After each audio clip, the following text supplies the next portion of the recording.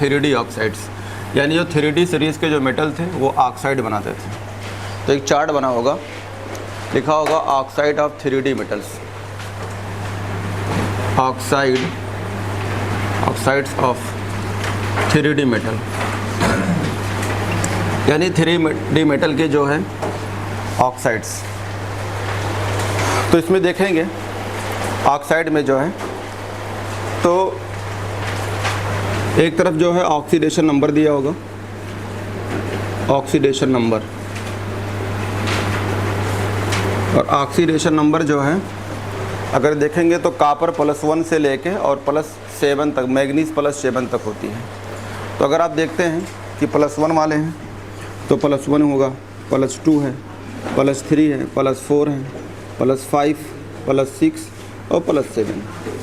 तो अगर हम मेटल की बात करते हैं, अगर आप इधर से चलते हैं तो देखो अगर ग्रुप नंबर दिया होगा तो यहाँ 3rd दिया होगा, उसके बाद 4th, 5th, 6th, 7, 8, 9, 10, ये आपके ग्रुप नंबर्स हैं, यानी जो है ये दिए हैं। इसमें जो है 3D के मेटल्स रखे होंगे। तो अगर आप स्कैंडियम को देखते हैं तो 3rd में रखा होगा स्कैंडियम, लेकिन स्कैंडियम जो है +1 नहीं बनाता है, तो यहाँ पे स्कैंडियम +1 नहीं बनाएगा। लेकिन अगर हम कॉपर की बात करते हैं तो कॉपर दोनों बनाता है। क्या बनाता है? अगर वैलेंसी 1 देखेंगे तो क्रॉस करेंगे। एक केमिकल बॉन्डिंग बताया था कि मेटल के ऑक्साइड जो होते बेसिक होते, लेकिन यहाँ नहीं चलेगी। यहाँ पे जो मेटल के ऑक्साइड ये बनाएंगे ये बेसिक भी होंगे, एसिडिक भी होंगे, ठीक है, और एम्फोटेरिक भी होंगे। और ये 2023 में जो है सवाल आया था, तो ये बनाएंगे।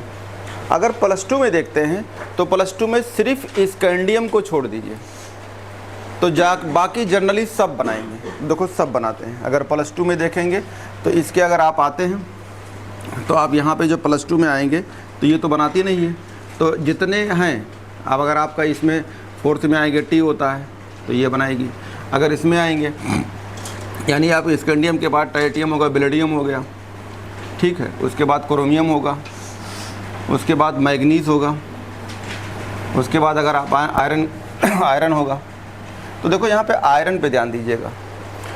आयरन जो है FeO बनाएगी, लेकिन उसके ऊपर अभी देखेंगे तो बताएंगे, क्योंकि जब ऑक्सीडेशन रिडक्शन जब पढ़ाएंगे तो उसमें जो है मिक्स ऑक्साइड भी है। लेकिन अभी चलते आगे, अभी तो प्लस चल रहा है। कोबाल्ट में आइए, ठीक है, 3, 4, 5, 6, 7, 8, 9, 10, ठीक है, ये आते हैं। इसके ये हो गया स्कैंडियम हो गया, टाइटेनियम हो गया, बेरिलियम हो गया, क्रोमियम हो गया, मैग्नीज हो गया, ठीक है। उसके बाद आपका आयरन हो जाएगा। और उसके बाद जो है आयरन के बाद आप आएंगे तो आपका कोबाल्ट होगा। उसको चेंज करता हूँ। अभी कोबाल्ट के बाद होगा निकल होगा, उसके बाद जो है कॉपर होगा, उसके बाद जिंक होगा। अगर आप देखेंगे ये आपके पास बना हुआ है ग्रुप, तो देखो ये जो आपका आएंगे 3, 4, 5, 6, 7, 8, 9, 10, उसके बाद आगे चलेंगे 10 के बाद जो है आपका 11 और ये 12। तो वही कह रहा हूँ कि जो है कॉपर हो गया इसमें, इसको इधर ले लीजिए, ये बन जाएगा।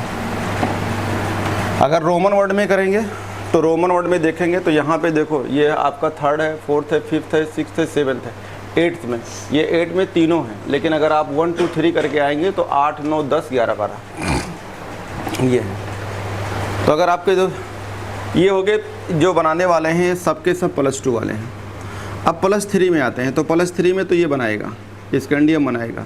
तो क्रॉस करेंगे तो ऑक्सीजन का 2 होता है, इसका 3 होता है, तो क्या बन जाएगा H2O3। ये स्कैंडियम +3, ऑक्सीजन -2, क्रॉस करेंगे तो बन जाएगा ये। सिर्फ एक ऑक्सीडेशन स्टेट जो शो करेगी वो स्कैंडियम होती है। बाकी आप सब में देखेंगे तो आप यहाँ से देखिए कि +3 से लेके +3 बनाती जो है वो आपका है आयरन तक। उसके बाद जो है तो देखो यहाँ पे आप देखेंगे तो बीच में +2 और +3 के बीच में दिए बने हुए हैं। कौन कौन बने हुए हैं? एक बना हुआ है आपका Fe2O3 4 और एक बना है M3O4 ना, और ये है। तो इनमें 2 ऑक्साइड, 2 वर्ड होती है। एक मिक्स ऑक्साइड होती है। मिक्स मतलब होता है दो ऑक्सीडेशन नंबर वाले होंगे, 2 भी होगा और 3 होगा। जैसे यहाँ पे अगर आयरन देखेंगे Fe3O4 तो फेरस और फेरिक मिला के बनाया गया है, तो इन्हें बोलेंगे मिक्स ऑक्साइड्स। तो यहाँ पे मिक्स ऑक्साइड को भी दे दिया है।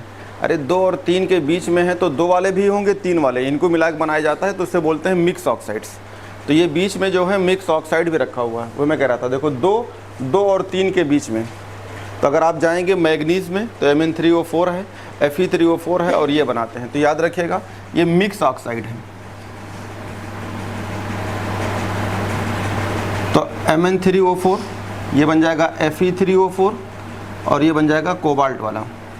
यानी इसका मतलब है इसमें दोनों ऑक्सीडेशन स्टेट। तो देखेंगे अगर मैग्नीज के देखते हैं तो इसमें +2 और +3 दोनों होगा। कोबाल्ट को देखेंगे तो +3 +4, सॉरी +2 +3, आयरन में +2 +3।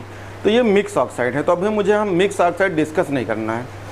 अगर 11th वाली किताब में देखेंगे तो वहाँ पे ये वर्ड यूज है ऑक्सीडेशन रिडक्शंस में, लेकिन यहाँ बीच में दे दिया है।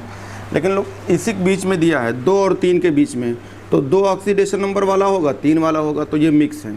तो थोड़ा सा आपको दिखाना पड़ेगा क्योंकि स्कैंडियम जो है +3 वाले, तो +3 थोड़ा सा ऊपर कर देता हूँ और यहाँ पे +4, तो ये जो है आएंगे स्कैंडियम वाले हैं, ये हो जाएगा। और इसके बीच में मिक्स वाले ये हैं। अब आते हैं तो 3 वाले और 2, जो 3 वाले कौन कौन बनाए हैं, 3 वाले ये हैं, तो ये सीरीज में बनेंगे। लेकिन 3 वाले जो है जनरली जो है आपका बनाता है आयरन तक। तो यहाँ पे 4 बना होगा TiO3, तो 3 वाले हैं, क्रॉस करते रहिए। अगर क्रॉस करेंगे तो आपको यहाँ पे आएंगे 3 वैलेंसी है, तो इसके पास +3 होगा, इसके पास 2 होगा, तो क्रॉस करेंगे तो ये बन जाएगा 2 और ये बन जाएगा 3, तो ये जाएगा TiO3। यानी आपको ऐसे देखना है +3 ये 3 होगा और यहाँ पे 2 होगा। तो अगर कोई मेटल है, यहाँ पे M है और ये 3 वाला है, तो क्रॉस करेंगे 2 इधर जाएगा, 3 इधर जाएगा, तो बन जाएगा ये। तो आप देखिए सब में M2O3 करके लिखा होगा। कहाँ तक है? आयरन तक है। ये बात दिमाग में रखना होगा। B2O3, 2 इधर जाएगा, 3 इधर जाएगा। क्रोमियम वाला है, 2 इधर आएगा, 3 इधर जाएगा। मैग्नीज वाले हैं, ठीक है, तो 2 इधर आएंगे और 3 इधर जाएंगे, ऐसे करके। तो मैग्नीज, उसके बाद आयरन की ऑक्सीजन की बैलेंसी 2 है, इसकी 3 है, तो ये 2 इधर आएगा, 3 इधर जाएगा। लेकिन इन्हीं दोनों के बीच में, इनके बीच में रखा हुआ है मिक्स ऑक्साइड्स। ये मिक्स ऑक्साइड रखे हुए हैं।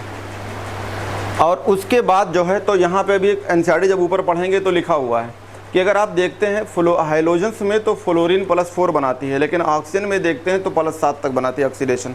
लेकिन आफ्टर मैग्नीज, अगर मैग्नीज के बाद जाते हैं तो ये देखते हैं कि मैक्सिमम ऑक्सीडेशन नंबर यानी 3 के बाद होता नहीं है। उसमें एक चीज़ लिखा होगा आयरन बनाती है। एनसीईआरटी में ऊपर लिखा होगा कि आयरन बनाती है लेकिन टूट जाती है। क्या बनाती है? FeO4-2।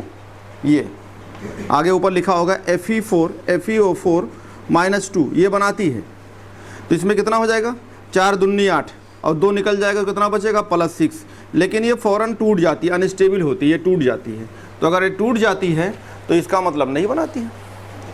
तो अगर आप देखेंगे तो अगर लेफ़्ट टू राइट जाते हैं तो मैग्नीज तक मैक्सिमम बनाती है। उसके बाद जो है उधर आप जाएंगे तो मैक्सिमम नहीं बनाती है। यानी इसका मतलब है +3 के बाद +4 वाले कोई नहीं बनाते हैं मैग्नीज के बाद। तो ऊपर एक लाइन ऊपर लिखा होगा, जब पढ़ के बताता हूँ तो सबसे ऊपर लिखा होगा, यह लिखा होगा आल्दो फिररेट, लिखा होगा FeO4-2, ये लिखा होगा, ये FeO4-2 ये बनता है। लेकिन बनता क्या है? टूट जाती है। देखो लिखा है ब्रैकेट में रोमन वर्ड में 6, तो इसका मतलब ये क्या होगा? टूट जाएगा, तो अनस्टेबल होता है। तो जब अनस्टेबल होता है कोई मतलब ही नहीं है। आगे चलते हैं। अगर आप ऊपर जाते हैं तो 4 वाले देखिए, तो 4 का मतलब कितना हो गया? अगर Ti +4 है, ऑक्सीजन -2 है, क्रॉस करेंगे तो क्या बनेगा? 2 इधर जाएगा और 4 इधर आएगा। तो अगर सिंपल वर्ड में यूज करेंगे तो क्या बनाएगा? TiO2 हो जाएगा। तो ये 4 वाले हैं। तो 4 वाले कौन कौन बनाते हैं? ये देख लीजिए, 4 में Ti है, B है, Cr मैग्नीज है, यानी 4 बनाएंगे, सिर्फ यही 4 वाले। तो ये बनाएगा, इस पे +4 है, इस पे -2 है, क्रॉस करेंगे तो यहाँ आएगा 2, यहाँ आएगा 4। सिंपल में लिखेंगे तो BO2। इसमें आए क्रॉस करेंगे, क्रोमियम पे +4, इस पे -2 क्रॉस करेंगे तो आएगा क्रोमियम के नीचे 2, यहाँ आएगा 4। सिंपल में करेंगे तो बनेगा CrO2। यहाँ पे वही सेम कहानी होगी, MnO2 बनाएगा। ये 4 वाले ऑक्सीडेशंस वाले। अब 4 के बाद अगर हम 5 में जाते हैं तो 5 में देखिएगा आपका BO2O5 बनता है, सिर्फ एक बनाता है, सिर्फ एक, बाकी कोई नहीं बनाते हैं। यानी अगर 5 में ऑक्सीडेशन स्टेट में आते हैं तो ये बनाएगा, 5 इधर 2 इधर आएगा, तो इसका मतलब ये भी नहीं बनता है, ये भी नहीं बनेगा। और आगे उधर जाते हैं Mn में, तो Mn भी नहीं बनाती है, ये कोई नहीं बनाता है। लेकिन अगर आप 6 में आते हैं तो 6 में जो है आपका देखो क्रोमियम बनाती है। तो अगर आप आएंगे 6 में, तो 6 में सिर्फ क्रोमियम बनाती है। तो अगर आप 6 बनाएंगे तो क्रॉस करेंगे, 6 इधर आएगा और 2 इधर आएगा, तो क्या बन जाएगा, ये ऑक्सीजन के पास 6 जाएगा, इधर 2 जाएगा। क्रोमियम +6 है, ऑक्सीजन -2 है, क्रॉस करेंगे तो Cr2O6, सिंपल में लिखेंगे तो क्या होगा CrO3, ये भी नहीं बनाती है। अगर आप देखते हैं ये भी नहीं बनाती। अगर आप ऊपर 6 में जाएंगे तो सिर्फ एक बनाती है, 7 में Mn2O7, यानी इसका 7 है, इसका 2 है, क्रॉस करेंगे तो ये बनेगा। तो यही है ऑक्साइड्स। और इसी ऑक्साइड में आपसे पूछा गया था इसमें कौन एम्फोटेरिक होगा, कौन एसिडिक होगा, कौन बेसिक होगा। तो ये तो मेटल के ऑक्साइड्स हैं। अगर आप इसे 2-3 बार देखेंगे, 4 बार देखेंगे तो पता हो जाएगा कि +2 वाले स्कैंडियम छोड़ के सब बनाते हैं। मिक्स ऑक्साइड का डिस्कशन यहाँ कोई मतलब नहीं, लेकिन मिक्स ऑक्साइड अगर जानते हैं तो मैग्नीज, आयरन और कोबाल्ट बनाती है। +3 में आएंगे, +3 इसका तो है ही है, क्योंकि ये जो है ट्रांजिशन एलिमेंट्स है और ट्रांजिशन के बाद भी इनकम्प्लीट है, लेकिन वेरिएबल ऑक्सीडेशन नहीं है। डी में जो है पूरा कंप्लीट भरा नहीं है, इसलिए ट्रांजिशंस कहते हैं। +3 बनाती है। +3 में अगर आप आएंगे तो ये भी बनाती, ये बनाती, ये क्रोमियम यानी टाइटेनियम, पैलेडियम, क्रोमियम और मैग्नीज और आयरन तक, यानी शुरू के अगर आप लेते हैं +3 में तो आयरन तक +3 बनाती है। +4 में जाएंगे तो आप स्कैंडियम को छोड़ दो, बाकी 4 बनाते हैं। अगर आप 5 में आएंगे तो सिर्फ पैलेडियम बनाती है। अगर आप 6 में जाएंगे तो सिर्फ क्रोमियम बनाती है। अगर आप 7 में जाएंगे तो आप मैग्नीज बनाती है। ये आपको याद करना होगा, याद नहीं करोगे तो एग्जाम में तो रखा ही रहेगा। इस साल नहीं याद करोगे, अगले साल याद करना तो पड़ेगा। मेरे याद करने से कुछ नहीं है, तुमको याद करना है। लेकिन इसे अगर 2-3-4 बार देखोगे तो दिमाग में बैठ जाता है, सिर्फ मतलब देखने के ऊपर। यानी +1 सिर्फ कॉपर बनाएगा, +2 वाले सब बनाते हैं, स्कैंडियम नहीं बनाएगा। +3 वाले जो हैं आपके जो है ये शुरुआत के बनाएंगे, मैग्नीज आयरन तक। आयरन तो मैं इसमें हाँ आयरन बनाएगा, तो आप कहेंगे स्कैंडियम, यानी शुरू के जो है अगर ये एक सिर्फ कॉपर ये बनाता है, स्कैंडियम छोड़ के सब, इसको लेंगे तो शुरू से लेके और आयरन तक। अब यहाँ से जब होती 4 से स्टार्ट होती है तो इसको भी छोड़ेंगे, ये शुरू इसके बाद ये चारों बनाते हैं। 5 में आएंगे तो याद कर लीजिए, 5 में P से 5 तो पैलेडियम कितना होता है, 5 होता है, तो 5 बनाएगी। क्रोमियम वाला 6 बनाती है, मैग्नीज वाला 7। तो देखो ऐसे लिखा हुआ है, 5 बनाएगी ये तो ये नहीं बनाएगी, 6 बनाएगी क्रोमियम तो ये नहीं बनाएगी, 7 बनाएगी तो याद हो जाएगा। ये तो सिंपल में है। 5 तो 5 सिर्फ यही बनाएगी, कौन, पैलेडियम, तो वो दोनों नहीं बनाएंगे। 6 पे जाइए तो इसको छोड़ दीजिए, आगे ले लीजिए। अरे तो सिंपल है। ऐसे क्रोमियम के बाद क्या है, या पैलेडियम के बाद क्रोमियम, मैग्नीज ये हैं, तो ये 5 बनाएगा तो ये नहीं बनाएंगे। 6 पे आते हैं तो ये नहीं बनाएगा, ये बनाएगा, ये नहीं बनाएंगे। 7 में आते हैं तो ये भी नहीं बनाएगा, ये बनाएगा। तो देखो इतना सिंपल में, इसे लग रहा है बढ़ रहा है, बढ़ते हुए क्रम में हो गया। तो 5, 6, 7 तो याद रहेगा, लेकिन अब मेंबर ही नहीं याद है तो कैसे याद रहेगा। जैसे इस ऑक्सीडेशन नंबर बढ़ते जाइए, 5, 6, 7 तो पैलेडियम, क्रोमियम, मैग्नीज, तो 5 पैलेडियम तो वो नहीं बनाएंगे। 6 पे जाइए तो इनको छोड़ दीजिए। जैसे लग रहा है बढ़ते हुए क्रम, तो जैसे इस ऑक्सीडेशन के बढ़ते हुए क्रम में जाएंगे वैसे इनको इंक्रीजिंग में ले लो। अरे जैसे इनको हम इंक्रीजिंग में ले रहे हैं तो ये 5 बनाएंगे तो ये नहीं बनाएंगे। 6 पे आते हैं तो 6 ये बनाएंगे तो ये नहीं बना रहे हैं पीछे वाले। तो जैसे ऑक्सीडेशन नंबर बढ़ रहा है वैसे ये सीक्वेंस बढ़ रहा है। तो याद रहेगा, ये याद रहेगा आपको। ये तीनों तो याद हो गए, तीनों याद हो गए, एकदम क्लियर है। अगर थोड़ा दिमाग लगाएंगे। कॉपर तो सबको पता है एक बनाता है, +2 वाले छोड़ दीजिए, ये बनाते नहीं हैं क्योंकि इनका ऑक्सीडेशन +3 होता है, तो ये भी याद हो गया। तो याद क्या करना है, सिर्फ आपको यही तो याद करना है बस, और थोड़ा दिमाग में लगाना है कि कौन आगे तक नहीं बनाएगा। चलते हैं, इस पर पढ़ते हैं। ये तो हो गए आपके। नीचे एक सवाल दिया है, फिर ऊपर पढ़ता हूँ, सवाल बता देता हूँ। सवाल क्या है, एनसीईआरटी में एग्जाम्पल में लिखा हुआ है कि आप बताइए इंक्रीजिंग ऑक्सीडाइजिंग पावर। ये तो मैं बहुत बार डिस्कस किया हूँ, क्वेश्चन है एनसीईआरटी का ही है। ये जो है एग्जाम्पल है,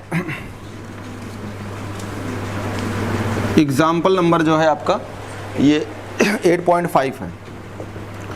देखो कुछ नहीं है, आप जो दिया हो उसको नोट कर लीजिए। तो ये दिया हुआ है, अभी ऊपर बताएंगे B2O5 है, उसके बाद एक दिया है Cr2O7-2 है,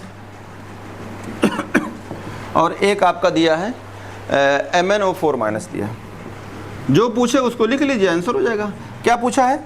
increasing order of oxidising power, बहुत बार यूज किया हूँ, order of oxidising power, oxidising power यानी अगर इंक्रीजिंग माने बढ़ते हुए क्रम में पूछा है तो इंक्रीजिंग कह दिया, increasing order of oxidising power. तो क्या करिए, इंक्रीजिंग ऑक्सीडाइजिंग पावर का मतलब होता है अपनी भाषा में क्या कहेंगे, रिडक्शंस। तो हमें रिडक्शन ढूंढना है, तो रिडक्शन ढूंढ लो। तो रिडक्शन का मतलब क्या, कोई हायर ऑक्सीडेशन में होगा तभी तो रिड्यूस होगा। तो चेक कर लेते हैं, ये है 2 दूनी 4, इधर लेके तो +5, तो ये किस में है, +5 में। ये कितना है 7 दूनी 14, इधर लाएंगे 12, 2 से डिवाइड +6, यहाँ आएगा 4 दूनी 8, 1 निकल जाएगा +7। जो सबसे हायर ऑक्सीडेशन स्टेट में होगा वही तो जल्दी रिड्यूस होगा, रिडक्शन होगी। तो रिडक्शन किसका ज़्यादा होगा, MnO4 का, यानी सबसे ज़्यादा हायर ऑक्सीडेशन में तो कम में जाएगा। तो +7 वाला जो है आपका कम में जाएगा, +4 में जाए, +5 में, लेकिन 7 में नहीं रहेगा। तो यही होगा सबसे आगे, और उसके बाद होगा 6 और 5 में ये है। तो जो ज़्यादा हायर ऑक्सीडेशन स्टेट में होता है वो कम में जाना चाहता है। क्यों जाना चाहता है, काहे जाना चाहता है, ये आपको जो है मिलेगा जब आप कॉन्फ़िगरेशंस करते हैं तो स्टेबल होना चाहेगा। तो मैग्नीज यहाँ कितने में है, मैग्नीज कितना है, +7 में है। तो अगर +7 में है तो ऐसे आप लिख सकते हैं, मैग्नीज लिखो, मैग्नीज लिखो 25, S लिख, D लिख, पलट दे, तो D में हो गया 5 और S में हो गया 2। कितना निकाल रहे हैं आपने, जो है 7 निकाल दिया है, कितना, 5 और 2 7। इसका मतलब अब ये जो है एकदम मैक्सिमम में है, एकदम मैक्सिमम में है। तो अब क्या करना चाहेगा, अब तो इलेक्ट्रॉन निकाल ही नहीं सकता है, अरे यही तो हुआ है। अब इससे क्या होगा, तो अब क्या करेगा, ये अपना धीरे धीरे रिड्यूस होना चाहेगा। तो रिड्यूस होगा तो किस में जाना चाहेगा, फिर इलेक्ट्रॉन आएगा। तो हो सकता है 1 2 3 4, अगर D 5 में आ जाएगा तो यानी यहाँ रिडक्शन कम होती जाएगी ऑक्सीडेशन नंबर। अगर D में 5 इलेक्ट्रॉन आ गया तो क्या कहेंगे, D5 होगी, हाफ फुल स्टेबल हो जाएगी। तो कोई मैक्सिमम ऑक्सीडेशन नंबर है तो वो आपको कम होने में जाना चाहेगा, इसे तो यही तो पूछ रहा है ये। तो क्यों होना चाहेगा, क्योंकि पूरा इलेक्ट्रॉन निकल चुका है, 2 यहाँ से और 5 यहाँ से, यानी आपका क्या है, D में 0 है, S में 0 है। अब अगर ये अब इलेक्ट्रॉन तो निकाल नहीं सकता है तो किस में जाना चाहेगा, रिडक्शंस में। तो जब इलेक्ट्रॉन इसको दोगे तो यहाँ पे पावर कम होती रहेगी, यानी 7 है तो 5 होगा, +5 +4 +3 होता रहेगा। तो इलेक्ट्रॉन कहाँ आएगा, D में। तो जब D में आएगा तो इससे क्या बोलेंगे, रिड्यूस होगा। तो यही तो पूछ रहा है। तो ये आप ऐसे याद कर लीजिए, जो जितने ज़्यादा हायर ऑक्सीडेशन में होगा वो हमेशा, जैसे कोई बहुत टॉप पे चला गया तो उसको नीचे आना है। तो हायर ऑक्सीडेशन स्टेट प्लस में रहता है तो वो कम जाना चाहेगा, और कोई कम पॉजिटिव में है तो किस में जाना चाहेगा, हायर ऑक्सीडेशन में। यानी जैसे +2 क्रोमियम है, बेरिलियम +2 है, तो किस में जाना चाहेगा, और इलेक्ट्रॉन मेरा निकाल दो।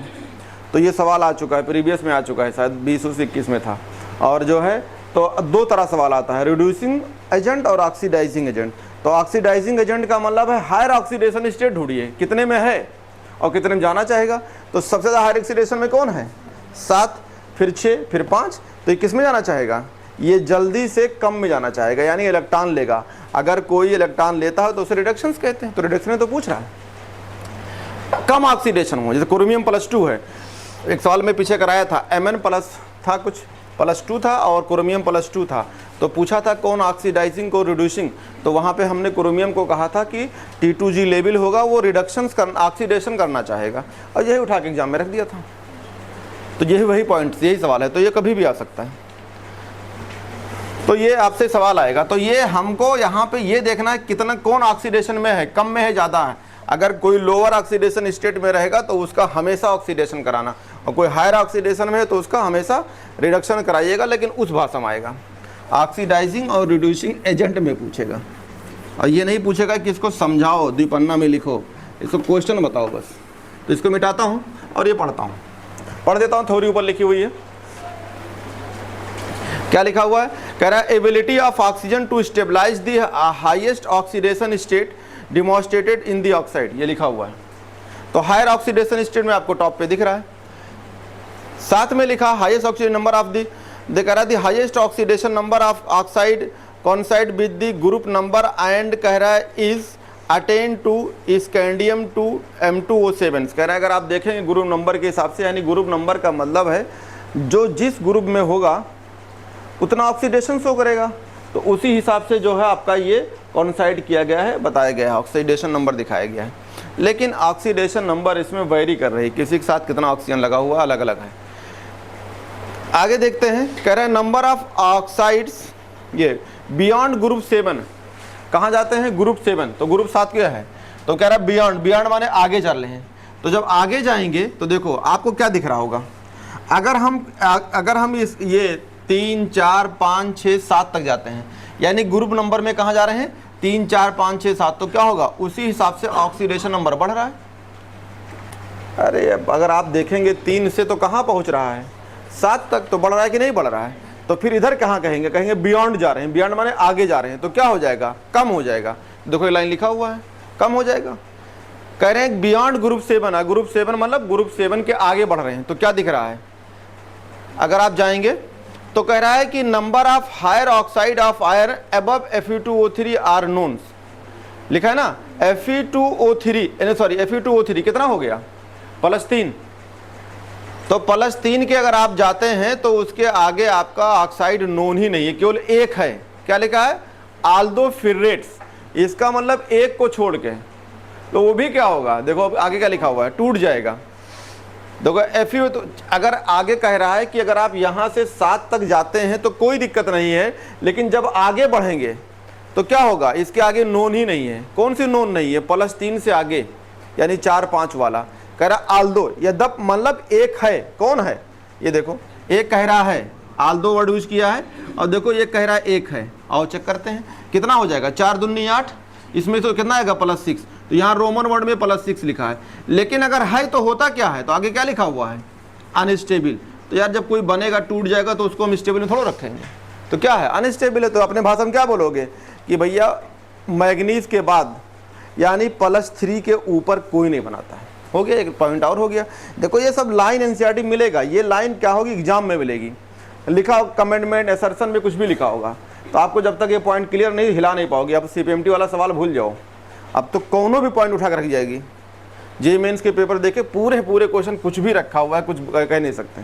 तो ये रहा, तो आप ये कहेंगे कि हाँ ये बनता है, लेकिन उसमें लिखा होगा अनस्टेबल यानी टूट जाएगा। हो सकता लिखा हो कि आयरन +3 से ऊपर बनाती है, या कह दे common oxidation of iron +2 and +3, या कह दे आयरन शो करती है oxidation state +2 and +3 although FeO4 - 2 known but unstable. तो अगर लिखा हो कमेंटमेंट फर्स्ट में, तो आप क्या कहेंगे सही है, जाने नहीं पाएगा लैंग्वेज क्या है, तो हम कोई उठा कर रख सकता है पॉइंट को, कुछ भी लिखा हो। अब अगर अनस्टेबल है तो किस में टूटेगी, किस में जाएगी, तो देखो टूट के किस में जा रही है, टूटेगी Fe2O3 यानी किसमें +3 में, और साथ में क्या बनाती है ऑक्सीजन। तो जब ये टूट जाएगी अनस्टेबल होती है, तो जब अनस्टेबल होगी ये टूट जाएगी तो ये कन्वर्ट हो जाती है Fe2O3 में और साथ में ऑक्सीजन में। अनस्टेबल है, ये अनस्टेबल है, टूट जाती है। तो यानी +3 जो बनाएंगे वो बस आयरन तक है, तो आयरन क्या +3 ये बना रही है और ये मिक्स में है। तो मैक्सिमम अगर आप कहा जाए तो ऑक्सीडेशन स्टेट कहाँ तक है, Mn तक, मैग्नीज तक, उसके बाद जो है उसके बाद कम होती जाती है, यानी आयरन +3 तक बनाती है। अब यहाँ पे लिखा हुआ एक पॉइंट और, क्या लिखा हुआ है, बिसाइड दी ऑक्साइड्स, ऑक्साइड के अतिरिक्त। तो क्या है, ये क्या है लिखा है, सिर्फ ऑक्साइड लिखा है ना। अब आप हम इसे दूसरे फॉर्म में नाम देने जा रहे हैं, क्या लिखा है, इसके अतिरिक्त क्या लिखा है, दी ऑक्सोकैटाइंस। अब यहाँ पे मिटाता हूँ, क्या हो जाएंगे, ये बनते तो हैं लेकिन ऑक्सोकैटायन भी बनते हैं। अरे यार ये मेटल होंगे, उनके ऊपर क्या ऑक्सीजन जुड़ा होगा, साथ में क्या होगा पॉजिटिव चार्ज, तो उसे क्या बोलेंगे ऑक्सोकैटायंस। तो ऑक्सोकैटायन भी बनते हैं। तो इस ऑक्साइड के अतिरिक्त 3D मेटल वाले ऑक्सोकैटायन बनाते हैं। तो ऑक्सोकैटायन का मतलब क्या, देखो ऑक्सो का मतलब ऑक्सीजन, और साथ में क्या होगा ट्रांजिशनल मेटल पॉजिटिव के फॉर्म में होगा, तो उसे क्या बोलेंगे ऑक्सोकैटायंस। तो ऑक्सोकैटायन को देखते हैं, तो यहाँ पे तो कह रहे हैं कि बिसाइड ऑक्साइड ऑक्सोकैटायन जो है स्टेबलाइज, तो ऑक्सोकैटायन भी स्टेबल होते हैं। तो लिख सकते हैं स्टेबल ऑफ ऑक्सोकैटायंस। तो ऑक्सोकैटायन में जो है ऑक्साइड होंगे, ऑक्सीजन लगा होगा मेटल के साथ, लेकिन पॉजिटिव चार्ज होगा। कौन कौन हो सकते हैं? जैसे बेलेडियम बनाती है, क्या बना रही है? BO2। कितना लगा ये चार्ज? प्लस, तो एक प्लस लगा है। चेक करते हैं तो कितना होगा ये x, 2 दूनी 4, अरे इसको जब x मानोगे तो -2 × 2 बराबर +1, तो यहाँ कितना आएगा? ये हो गया +4 और ये हो गया +1, तो x बराबर कितना है? +5। यानी आपका जो बेलेडियम है वो +5 ऑक्सीडेशन स्टेट शो करती है। ऑक्सोकैटायन में भी बनता है। अभी क्या बना रहे थे? ऑक्साइड, सिंपल ऑक्साइड था, ये ऑक्सोकैटायन वाले हैं। ऑक्सोकैटायन में आप ऊपर देख लीजिए, बेलेडियम +5 बनाई कि नहीं बनाई है? बनाई हुई है। क्या बना हुआ है? B2O5, तो B2O5 भी बनता है और BO2+ भी बनता है। ये रहा, ये ऑक्सोकैटायंस है। ऑक्सोकैटायन में अगला ये देखो दिया है आपका बेलेडियम के साथ एक और पॉजिटिव, मतलब BO पॉजिटिव, ये लिखा है BO+ पॉजिटिव। और देखते हैं बेलेडियम +5 तो करती थी, देखो बगल में लिखा ऑक्सीडेशन नंबर हमने मिटा दिया, तो +5 था, +4 बनाती है ना, +4 देखते हैं, +4 के फॉर्म में। ये हो गया x और ये हो गया -2 बराबर हो गया +2, तो इधर लाएंगे तो +2 और +2, तो x बराबर हो गया +4। और देख लीजिए +4 ऑक्सीडेशन नंबर है, तो यानी +4 ये बनाती है, +4 बनता है। तो ये ऑक्सोकैटायंस हैं, कैटायन के फॉर्म में पॉजिटिव चार्ज है। अगला देखते हैं तो +4 +5 दोनों बना रही हैं, तो वहाँ सिंपल बनता है, इसमें बनता है। आते हैं Ti के साथ, तो Ti में देखते हैं, तो Ti में दिया है TiO+2, ये रहा, दिया है TiO+2। और चेक करते हैं, ये हो गया x -2 = +2, x बराबर कितना हो गया? +4, यानी +4 बना रही है। और +4 Ti में देख लीजिए बनता है, ये देखिए चार्ट में देखिए Ti +4 तो है, TiO2 के साथ बना हुआ है। लेकिन ऑक्सोकैटायन तो क्या करेंगे? ऑक्साइड तो बनाते हैं ये लोग ऑक्सीजन के साथ, और साथ में ऑक्सोकैटायन बनाते हैं और स्टेबल हैं। तो ऑक्सोकैटायन को कितने को वर्ड यूज किया है? तो बेलेडियम को 2 को है और टाइटियम को 1 लिया है बस, तो ये 3 दिया है, तो 3 एग्जाम में आएगा, चौथा जरूरत नहीं पढ़ने की। आगे कह रहे हैं the stability of oxygen to stabilise this high oxidation state exceed that of fluorines. कह रहा है कि अगर हम हाइड्रोजन और ऑक्सीजन में कंपेयर करते हैं तो दोनों में क्या है? ऑक्साइड वाले फ्लोरीन से ज़्यादा ऑक्सीडेशन नंबर हो। क्यों? क्योंकि पड़ोसी में देख लो कितना लगा था F, सिर्फ 4F, ये पड़ोसी में बना हुआ है। तो क्या बनता था? अगर मैग्नीज में 4 बनेगा और इसमें कितना, क्रोमियम के साथ कितना है? 6, तो कितना ऑक्सीडेशन नंबर गया? +6। ऑक्सीजन में कितना है? +7, तो कौन ज़्यादा है? ऑक्सीजन वाले। ये लाइन लिखा हुआ है, the ability of oxygen to stabilise, यानी ऑक्सीजन के अंदर इतनी क्षमता है, स्टेबलाइज करती है किसको? These high oxidation states. सही बात है। ऑक्सीजन कितना बनाती है? +7। क्रोमियम अगर हाइड्रोजन के साथ है तो +6, ज़्यादा कौन है? ऑक्सीजन वाले। तो ये लिखा हुआ है stabilise this high oxidation states exceed that of fluorine, यानी फ्लोरीन से ज़्यादा। तो फ्लोरीन को कंपेयर करोगे तो फ्लोरीन क्रोमियम के साथ +6 में है, मैग्नीज के साथ +4 है, लेकिन यहाँ पे 6 में है। तो सही बात है, एकदम सही है। आगे लिखा हुआ है does the stability of oxygen to form multiple bond to metal explain its, कह रहा है सुपीरियरिटी, यानी इसका मतलब कह रहा है कि ऑक्सीजन जो है मल्टीपल बॉन्ड बनाती है, यानी कई बॉन्ड से जुड़ती है, और जो है ये सुपीरियरिटी में भी रह सकती है, यानी सुपर ऑक्सीडेशन स्टेट तो बॉन्ड नहीं कह सकते हैं, लेकिन सुपीरियरिटी मतलब ऑक्सीजन के साथ जुड़ेगी, मल्टीपल बॉन्ड बनाएगी, और इसी के लिए हम कह सकते हैं कोवैलेंट बॉन्ड होगा। तो यानी जो ज़्यादा ऑक्सीजन जुड़ा होगा वो क्या कहेंगे? कैसी है? कोवैलेंट है। तो कोवैलेंट बॉन्ड में देखो मिल गया। तो अभी ये सवाल था Mn2O7, ये कितना ऑक्सीडेशन स्टेट है? +7। तो कैसा होगी ये? कैसा नेचर है? कोवैलेंट है। तो अगर कोवैलेंट है तो ये नॉन मेटल की तरह बिहेवियर करेगी, तो ये कैसी हो जाएगी? एसिडिक। तो नॉन मेटल की ऑक्साइड बन जाएगी, तो ये हो जाएगी एसिडिक्स। तो ये सवाल आया था। तो लोअर ऑक्सीडेशन स्टेट वाले जो होते हैं बेसिक होते हैं, बीच वाले जो होते हैं एम्फोटेरिक होते हैं क्रोमियम को छोड़ के, और बाकी जो है हायर ऑक्सीडेशन कैसी होती है? एसिडिक्स। तो ये अभी मैं चार्ट में लिखा दूंगा नीचे, लेकिन जो हायर ऑक्सीडेशन स्टेट शो करते हैं वो एसिडिक होते हैं, कोवैलेंट की तरह होंगे।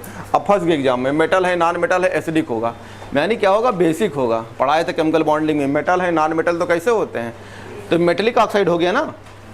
तो मेटेलिक ऑक्साइड पढ़ाया था अभी जब क्लासिफिकेशन में कि अगर फर्स्ट ए के ऑक्साइड हैं तो बेसिक बनाएंगे, और इधर हाइड्रोजन नॉन मेटल के ऑक्साइड थे तो क्या बनाते एसिडिक, और बीच वाले जो है एम्फोटेरिक थे और 3 न्यूट्रल थे। लेकिन वो बातें यहाँ नहीं चलेगी, इसलिए ये कोवैलेंट नेचर हो गया। हायर ऑक्सीडेशन वाले कोवैलेंट की तरह ऑक्साइड काम करेंगे। और इसमें एक चीज़ और है, पूछा जाए अगर बताइए ब्रिज लिंकेज कहाँ होती है, तो इसी के अंदर ब्रिज होती है। ये देखिए Mn ने OMn बनाएगी और एक Mn 4 ऑक्सीजन को लगाती है, तो कैसा जुड़ी होगी टेट्राहेड्रल्स। तो यानी कैसा जुड़ा होगा यार, 4 ऑक्सीजन ऐसे जोड़ दो, नहीं समझ में आएगा। तो ये अगर यूनिट में देखा जाए बनाएगी ब्रिज।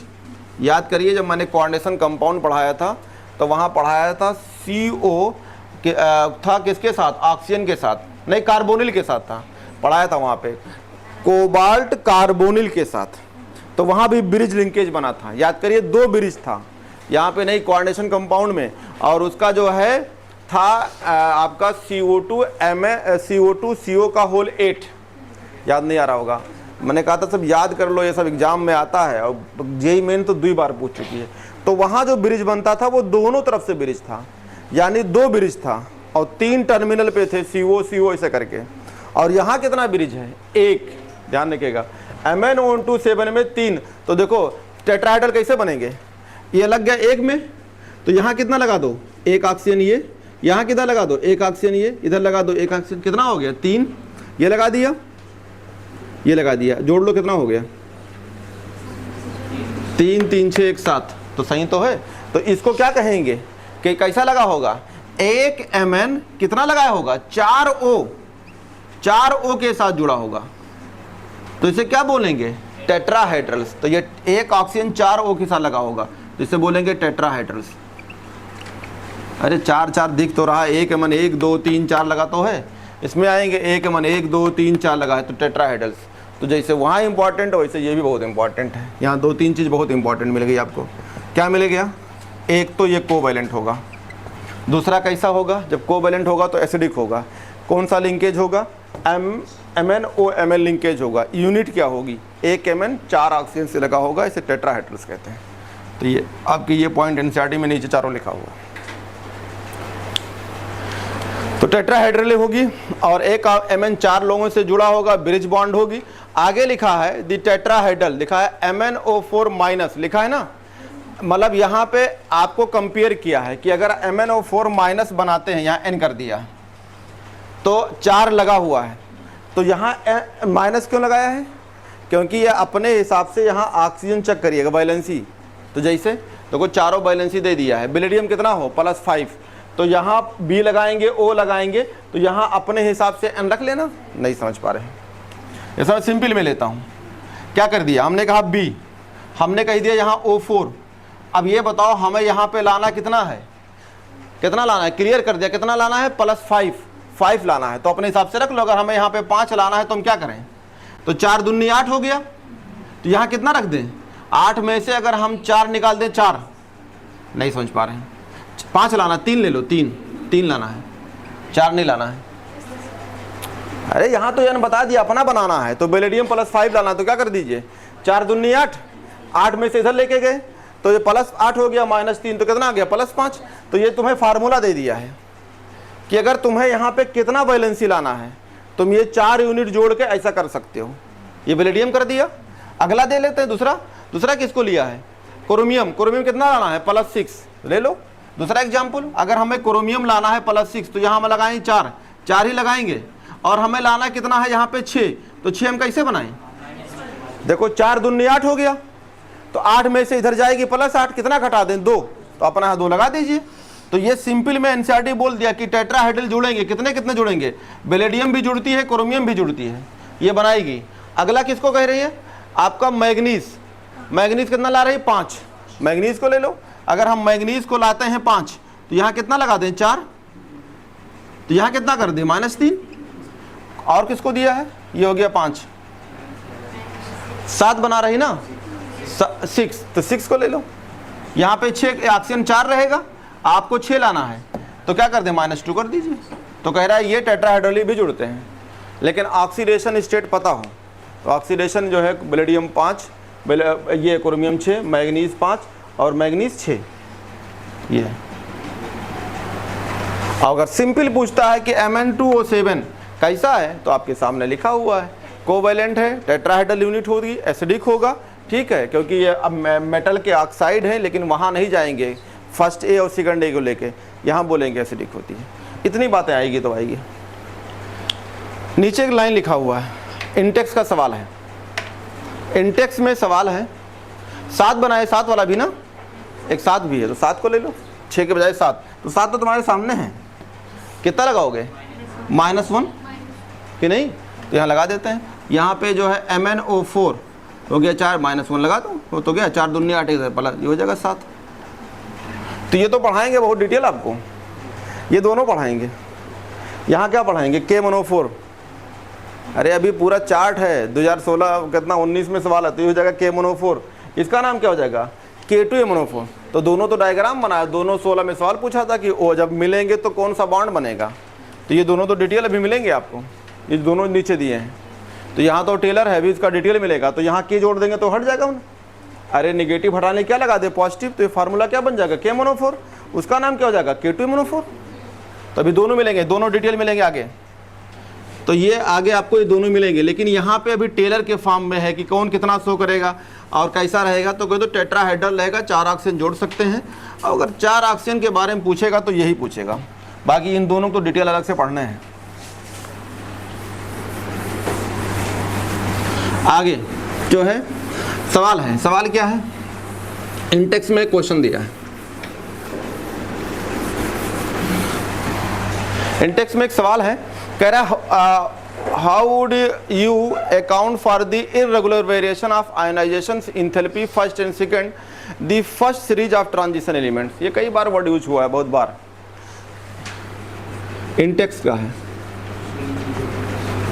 इंटेक्स क्वेश्चन जो है आपका 8.5 है। कह रहा है आपको बताना है कि जब आप अब 3D सीरीज में जाते हैं, जब आप इधर जाते हैं तो आप ये देख रहे हैं कि आपका इनका जो है आयोनाइजेशन इंथैल्पी जो है इर्रेगुलर है, लिखा ना, irregular variation of ionisation enthalpy. सही बात है। तो कह रहे इर्रेगुलर आयोनाइजेशन इंथैल्पी। तो अगर इन रेगुलर आयोनाइजेशन को किसको किसको बोल रहा है? फर्स्ट का और सेकंड का। तो फर्स्ट एंड सेकंड और कंपेयर करते हैं। कह रहा है ऐसा आप बताइए कि भैया जब आप आयोनाइजेशन इंथैल्पी रेगुलर इर्रेगुलर देख रहे हैं फर्स्ट और सेकंड की, ठीक है, तो आप इसे जो है एक्सप्लेन करिए। तो क्या कहेंगे? जब आप इलेक्ट्रॉन भरेंगे तो इलेक्ट्रॉन कहाँ आता है? आखिरी इलेक्ट्रॉन जब आप उसको इलेक्ट्रॉन भरेंगे तो कहाँ आएगा? डी में। एस भरने के बाद किस में आएगा? डी में। तो जब डी में भरेगा तो कितना वेरिएशन मिलेगी? हो सकता है कहीं में डी में इलेक्ट्रॉन ना हो, तो अगर आप पढ़ेंगे तो मिनिमम 1 इलेक्ट्रॉन तो मिलेगा ना। अब अगर निकाल देते हैं तो 0 हो जाएगा। तो अगर आप भरते जाएंगे इलेक्ट्रॉन तो कहाँ कहाँ आएगा इलेक्ट्रॉन? आपका आएगा भरने के बाद कहीं D5 आएगा और कहीं करने के बाद D10 आ जाएगा। तो जैसे आप हाफ फिल और फुल फिल स्टेबल में आएंगे वैसे क्या हो जाएगा? स्टेबल, यानी वहाँ पे न्यूक्लियस का फोर्स ऑफ अट्रैक्शन बढ़ जाता है, और जब अट्रैक्शन बढ़ जाएगा तो आयोनाइजेशन इंथैल्पी क्या हो जाती है? ज़्यादा। तो जब आप फर्स्ट के बारे में कर रहे हैं तो जब आप देखेंगे डी में इलेक्ट्रॉन भरा हुआ है तो क्या करेंगे? निकालेंगे। तो इलेक्ट्रॉन कहाँ कहाँ से निकलेगा? कहाँ से? एक इलेक्ट्रॉन से लेके, चाहे वो D1 में हो, चाहे वो D4 में हो, चाहे D5 में हो। नहीं समझ पा रहे हैं? इलेक्ट्रॉन निकालेंगे तो D1 से भी निकालेंगे, 1 इलेक्ट्रॉन होगा, कहीं निकालेंगे तो D2 इलेक्ट्रॉन होगा, कहीं निकालेंगे D3 होगा, कहीं निकालेंगे D4 होगा, कहीं निकालेंगे D5 होगा, तो कहीं D6 निकलेगा। तो जहां आपका पहले से इलेक्ट्रॉन भरा है वहां पे क्या होगा? न्यूक्लियस का फोर्स ऑफ अट्रैक्शन ज़्यादा। तो क्या कहेंगे? वहां पे आयोनाइजेशन इंथैल्पी क्या मिलेगी? ज़्यादा। तो हम क्या पढ़े हैं कि जब हम पीरियड में चलते हैं उनीडा लगाएंगे, पीरियड में पढ़ेंगे, हमारा ये ट्रिक था कि उनीडा लगाएंगे, ये देखिए अपान मार्क्स।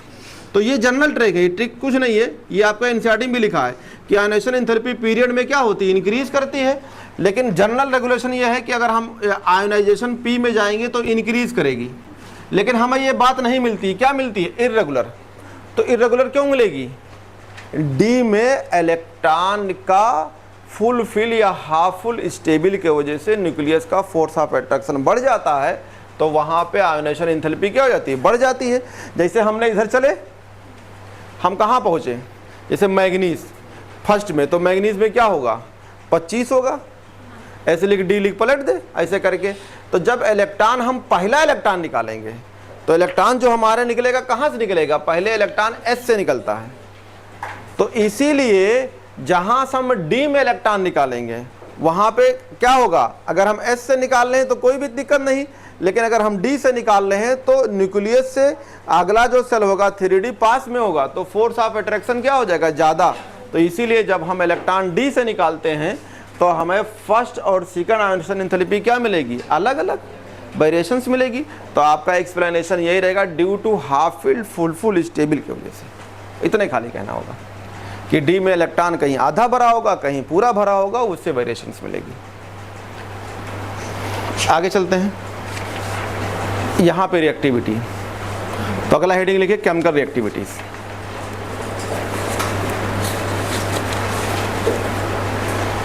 तो इसमें ये इरेगुलर इसलिए होता है कि डी में हाफ फील्ड और इधर जाएंगे फुल फील्ड की वजह से आपको वेरिएशंस मिलेगी।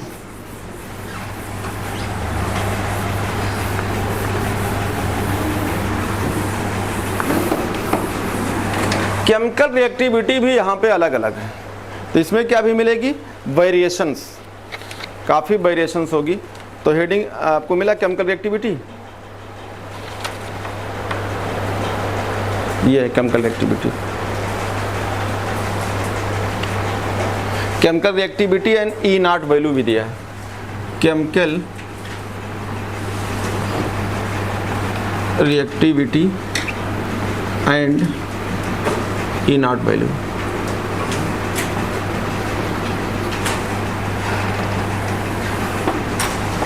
स्टैंडर्ड इलेक्ट्रोड पोटेंशियल्स, तो जो है अगर आप देखेंगे तो ये मैंने कंपेयर किया था इलेक्ट्रोकेमिकल सीरीज में भी, ई नॉट को कंपेयर किया था, और मैं तो आपको पूरा ट्रिक दे दिया था, लिख बे सर का नाम अली मंजन बताया था ना इसे करके।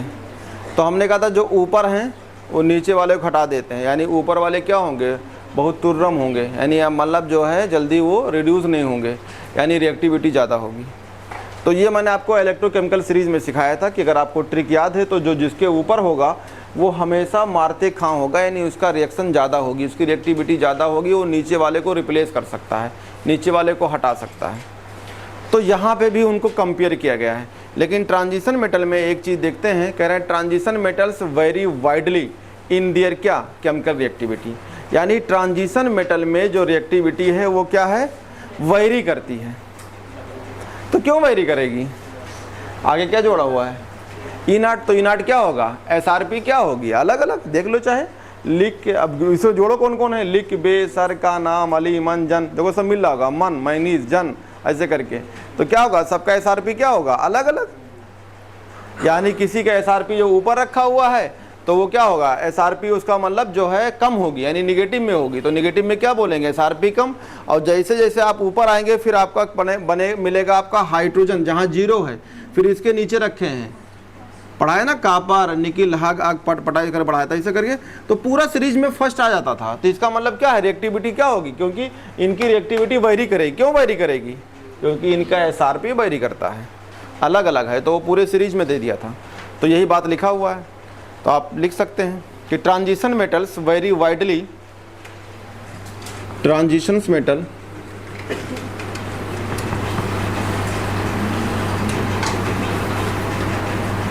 ट्रांजिशंस मेटल्स, ठीक है, very widely in their activity,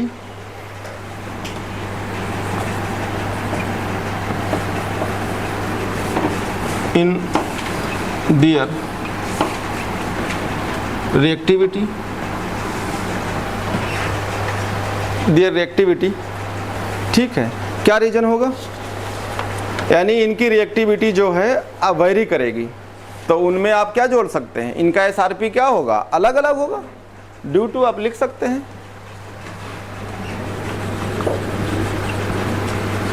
different SRP.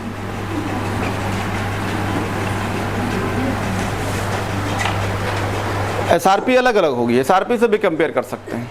NCERT ने क्या जोड़ा है, कह रहे many of them of sufficient electropositive to dissolve in mineral acids. ये रहा, यानी इसका मतलब कह रहे हैं बहुत सारे ऐसे मेटल जो हैं जिनका इलेक्ट्रोपॉजिटिव कैरेक्टर होंगे, यानी इलेक्ट्रोपॉजिटिव का मतलब क्या है, जिस पे पॉजिटिव चार्ज आए, और किस में डिजॉल्व होंगे, मिनरल एसिड्स। मिनरल एसिड क्या, तो एक लाइन लिख लो, इसमें लिख लो मेनी ऑफ देम, यहाँ अलग लाइन से लिखिए, many of them are sufficiently electropositive. तो बहुत सारे क्या है, इलेक्ट्रोपॉजिटिव ही तो हैं। अरे पूरा मेटल क्या है, ज़्यादातर इलेक्ट्रोपॉजिटिव हैं। तो कह दिया है many of them, NCERT line है, many of them are sufficiently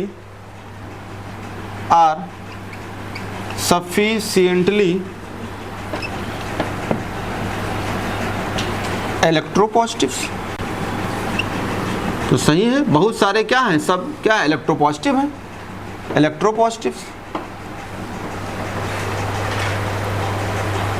इलेक्ट्रोपॉजिटिव्स to dissolve in mineral acids. इसका मतलब क्या है, टू डिजॉल्व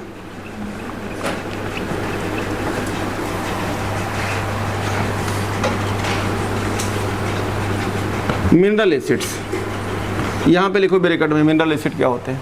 तो ये ऊपर तो आपको सबको पता है, मेनी ऑफ देम मतलब क्या है, बहुत सारे कैसे हैं, इलेक्ट्रोपॉजिटिव। इसका मतलब इलेक्ट्रॉन लूज करेंगे, पॉजिटिव चार्ज आएगा।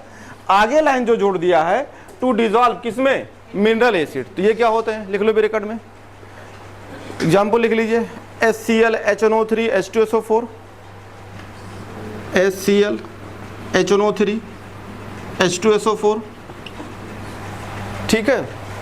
और दो जोड़ डाल लो, HBr HClO4, HBr HClO4, इनको हम मिनरल एसिड्स कहते हैं।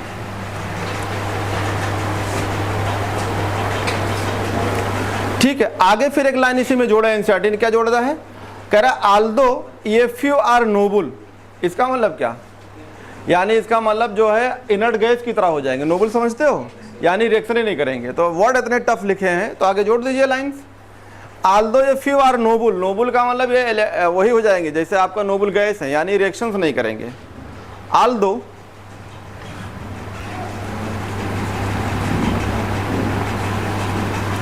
फ्यू आर नोबल,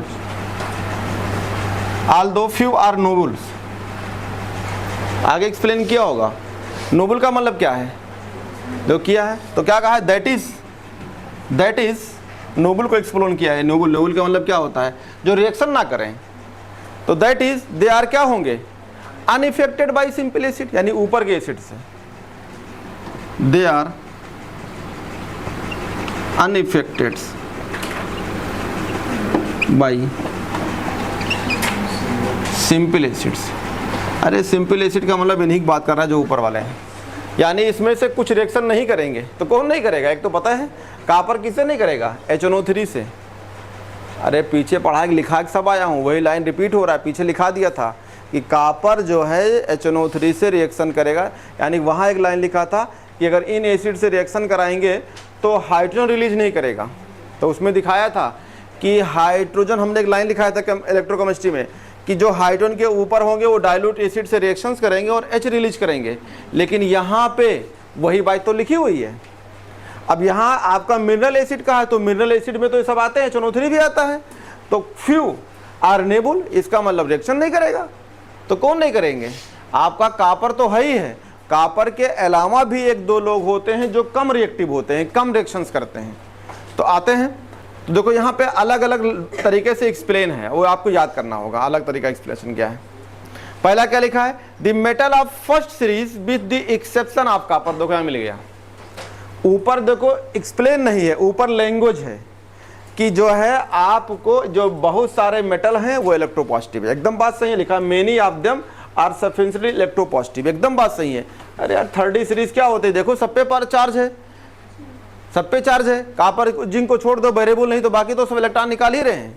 तो कह रहा है कि सब इलेक्ट्रोपॉजिटिव होते हैं जनरली। आगे क्या लिखा है, इन लोग को डिजॉल्व करिए, रिएक्शन कराइए, तो क्या होगा, मिनरल एसिड से रिएक्शन कर देते हैं। फिर आगे बोला है लाइंस कि इसमें से क्या है, यानी आल्दो मतलब द फ्यू आर नोबल्स, यानी इसमें से कुछ लोग क्या होंगे, रिएक्शन ही नहीं करेंगे। तो लैंग्वेज टफ लिखा हुआ है। उसके बाद आगे एक्सप्लेन किया है, क्या किया है, दे आर अनइफेक्टेड, यानी इन लोगों से रिएक्शन नहीं करेंगे। अब यहाँ पे जो है वही लाइन फिर चल रही है। अब क्या बोल रहा है कि अगर कॉपर की रिएक्शन कराते हैं, देखो लिखा हुआ है metal of the first series, तो फर्स्ट सीरीज में कौन आएंगे, तमाम सारे स्कैंडियम से लेके जिंक तक। तो कह रहा है कि first series with exception of copper, देखो यहाँ लिख दिया, क्या कह दिया, कॉपर को लाया। अब जहां पे नहीं बोला तो इस लाइन में लिखा हुआ है exception of copper are relatively more reactive and are oxidised by 1 mH ions. देखो यहाँ भी टफ कर दिया, उतार लो फिर समझाता हूँ अपनी भाषा में, क्योंकि जो चीजें आपके पढ़ोगे पल्ले नहीं पड़ेगी तो करोगे क्या। तो ये लाइन यहाँ उतारी है, लिखा है प्लस, लिखा है 1m, 1m का मतलब क्या है, मोलर m है ना, ये मोलल नहीं है, मोलर है, मोलरिटी है, ये लिखा होगा इसे 1 mH। ये अभी बताता हूं, पर लाइन लिखो फिर बताता हूं ये क्या है। यहां लिखे the metal of the first series with exception of copper या except of copper, the metal of first series with exception या एक्सेप्ट, जो लिखना हो लिख लो, विथ एक्सेप्शन यहाँ लिखा है तो एक्सेप्शन यूज कर लो, with section of copper, copper को छोड़ के या एक्सेप्ट ऑफ कॉपर, जो लैंग्वेज आपको लिखना चाहिए।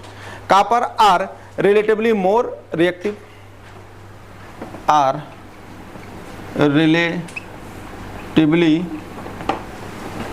मोर रिएक्टिव, अच्छी बात, एकदम सही है, मोर रिएक्टिव। आगे भी एक्सप्लेन किया है मोर रिएक्टिव के बाद क्या बोला है, एंड आर ऑक्सीडाइज्ड, बहुत अच्छा वर्ड है, एंड आर ऑक्सीडाइज, किसको ये नहीं बताया, क्या कह दिया, बाई, ये देखो बाई 1 mH पॉजिटिव, ये लिख दिया, बस छोड़ दिया। अब बताओ इतना टफ लिख देता है वर्ड तो कहाँ से कोई कर पढ़ेगा इसको। 1 m पॉजिटिव, इसका मतलब क्या है, कह रहा है आर, देखो तो एकदम सही है, कॉपर को छोड़ दो, बाकी क्या है, सब रिएक्टिव है। पढ़ो ये साथ में इलेक्ट्रोकेमिकल सीरीज भी देखा करिए, लिकबे सर का नाम पढ़ाया था, जो ऊपर थे वो आसमां में जा मिले, बताए थे ना, नहीं, जो ऊपर जो धूल थे वो आसमां में जा मिले, जो कठोर थे ठोकरे, तो धूल कौन थे, नीचे वाले, ऊपर क्या थे, कठोर, तो ऊपर वाले करते क्या थे, मैंने आपको ट्रिक बताया था इलेक्ट्रोकेमिकल सीरीज में, जो ऊपर वाले थे वो नीचे वालों को हटा देते थे। इसका मतलब क्यों हटाएंगे, अरे कोई नेता हो तो अब जनता को हटा देता है, खाली एक बार हाथ जोड़ता है, उसके बाद सब लाते मारता है, देखा होगा इस चीज़ को लेकर। कोई भी एक बार अब तुम भी अगर ऊपर हो जाओ तो नीचे वाले को नहीं जोड़ते हो, तो ये सिस्टम बना है, ऊपर वाला नीचे वाले को नहीं जोड़ता है, खाली एक जोड़ता है बस, जो सबसे ऊपर बैठा है, कि नहीं, बाकी कोई नहीं जोड़ता, ये सिस्टम है। तो इलेक्ट्रोकेमिकल सीरीज बताया था। तो अगर इन्हीं मेटलों को देखिए तो एकदम सीरीज बता दिया था, एकदम पूरा सीरीज था, खाली 1 2 3 को छोड़ गए। जैसे कॉपर था, पीटी था, एजी था, पढ़ाया था ना, ये सब नीचे थे इलेक्ट्रोकेमिकल सीरीज में। तो अगर ये पीटी और एजी तो आपके नीचे आ गए, हमें तो किसकी बात करना है, स्कैंडियम से लेके जिंक तक। तो स्कैंडियम से जिंक में सिर्फ कॉपर नीचे, बाकी सब ऊपर है, और सबका सीक्वेंस बताया था। तो उसमें यहाँ एक लाइन लिखा हुआ है, the metal are first series are, copper को छोड़ दो, आर रिलेटिवली क्या है, मोर रिएक्टिव, एकदम सही है। तो ये कहाँ होंगे, इलेक्ट्रोकेमिकल सीरीज में ऊपर, तो करेंगे क्या, एक लाइन लिखाया था, अगर ये एसिड से रिएक्शन करेंगे तो करेंगे क्या, हाइड्रोजन रिलीज करेंगे। तो देखो ये लाइन तो लिखा है, क्या लिखा है, एंड आर ऑक्सीडाइज, तो क्या होगा ये, तो अगर ये बताइए, अगर जो ऊपर वाला है तो ऊपर वाला जो है नीचे वालों को हटा देता था, तो नीचे वाले किस में जाते थे, नीचे वाले का रिडक्शन, तो ऊपर वालों क्या होता था, ऑक्सीडेशन। तो यही चीज तो यहाँ भी ये लिखा क्या है, 1 m पॉजिटिव, ये एसिड तो लिखा है, नहीं लिखा हुआ है, अरे 1 मोलर एसिड लिखा हुआ है। H पॉजिटिव का मतलब क्या होता है, एसिड्स, ये तो मैं आपको पढ़ाऊंगा ऑर्गेनिक में, तो तीर लिखूंगा, तीर के ऊपर H पॉजिटिव लिख दूंगा, एसिड है, एसिड के प्रेजेंस में, ये तो ऑर्गेनिक में मिलेगा सब। ये रिएक्शन कराएंगे, ऊपर लिखेंगे H पॉजिटिव, ऐसा लिखेंगे तीर के ऊपर OH निगेटिव, तो इसका मतलब क्या है, एसिड के प्रेजेंस में या फिर बेस के प्रेजेंस। तो ये लाइन तो यहाँ भी है, तो यानी 1 मोलर होगा, जो सोल्यूशंस होगा वो क्या होगा, उसमें एच आयन कितना होगा, 1 मोलर। तो भाई अगर एसिड को तोड़ोगे तो स्ट्रॉन्ग एसिड टूट जाता है, तो कितना मोलर कंसंट्रेशन होंगे, 1। तो 1 मोलर कंसंट्रेशन तो आप वहाँ भी पढ़े थे, जब पढ़ाया था इलेक्ट्रोकेमिकल सीरीज में, जो है आपका, जब उसमें आप डालते थे हाइड्रोजन्स तो बुलबुले निकलते थे, तो जगह सॉल्यूशन था वहाँ भी तो लिखा था 1 m पॉजिटिव, H पॉजिटिव, नहीं याद आ रहा होगा, इलेक्ट्रोकेमिकल सीरीज पढ़ाया था, जब पढ़ाया था वो, जब सेल पढ़ाया था, कब हाइड्रोजन ऑक्सीडेशन करेगा, कब रिडक्शन करेगा। वो डायग्राम बनाए थे वहाँ भी लिखा था यही चीज़, सेम चीज़ लिखा था। वहाँ बोला था C, याद नहीं आ रहा होगा, ये लिखा था SHEC, स्टैंडर्ड हाइड्रोजन इलेक्ट्रोड। जब पढ़ाया था यही पढ़ाया था C। अब रिवीजन नहीं करोगे तो क्या होगा, तो वहाँ भी ये लाइन लिखा था। तो इसका मतलब क्या हो जाएगा, इनकी रिएक्शन किससे कराएंगे, एसिड से। तो मेटल का किस में जाएगा, मेटल कन्वर्ट होगा किस में, ऑक्सीडेशन, और इनका क्या होगा, रिएक्शन। तो ये पढ़िए, मोर रिएक्टिव एंड और ऑक्सीडाइज बाई माने किसके द्वारा, एसिड के द्वारा। हो तो गया वही लाइंस, यानी वो इलेक्ट्रोकेमिकल सीरीज लिखा हुआ है कि इलेक्ट्रोकेमिकल सीरीज में जो मेटल ऊपर होगा उनका ऑक्सीडेशन होगा। तो ऑक्सीडेशन का मतलब क्या, अरे यार 0 से पॉजिटिव में जाएंगे, और नीचे वालों क्या होगा, रिडक्शंस।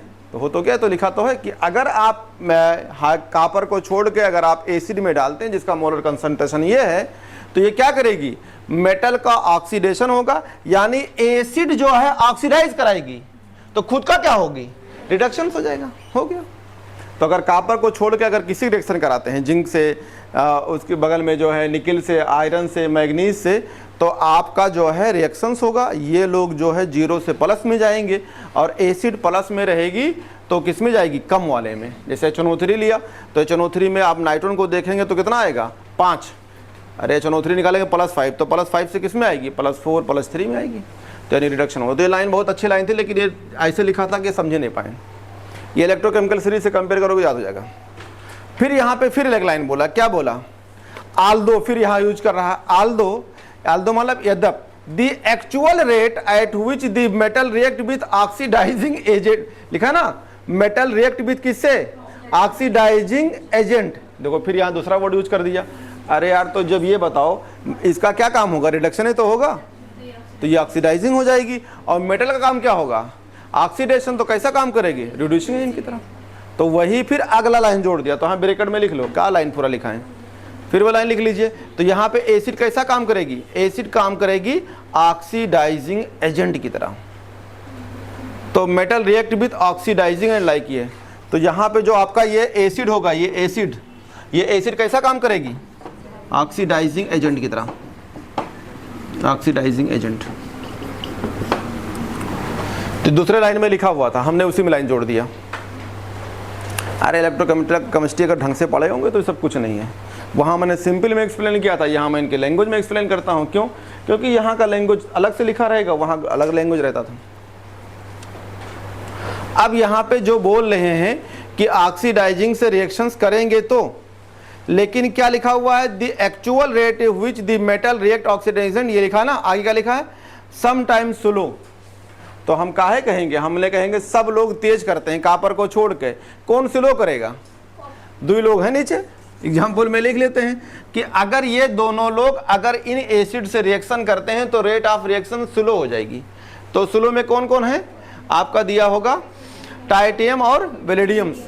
तो अगर ये लोग रिएक्शन करते हैं, अगर आपका Ti है और B है, अगर इन एसिड से रिएक्शन करेंगे तो क्या हो जाएगा, अरे रेट पढ़ाया था केमिकल काइनेटिक्स में, तो रेट क्या हो जाएगी, स्लो।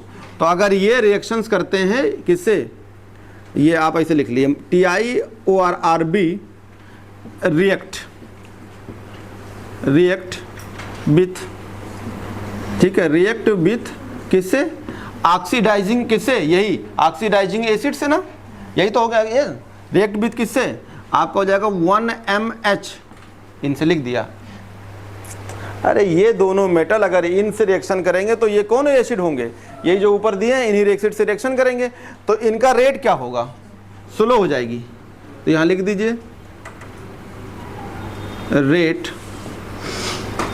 Are slow.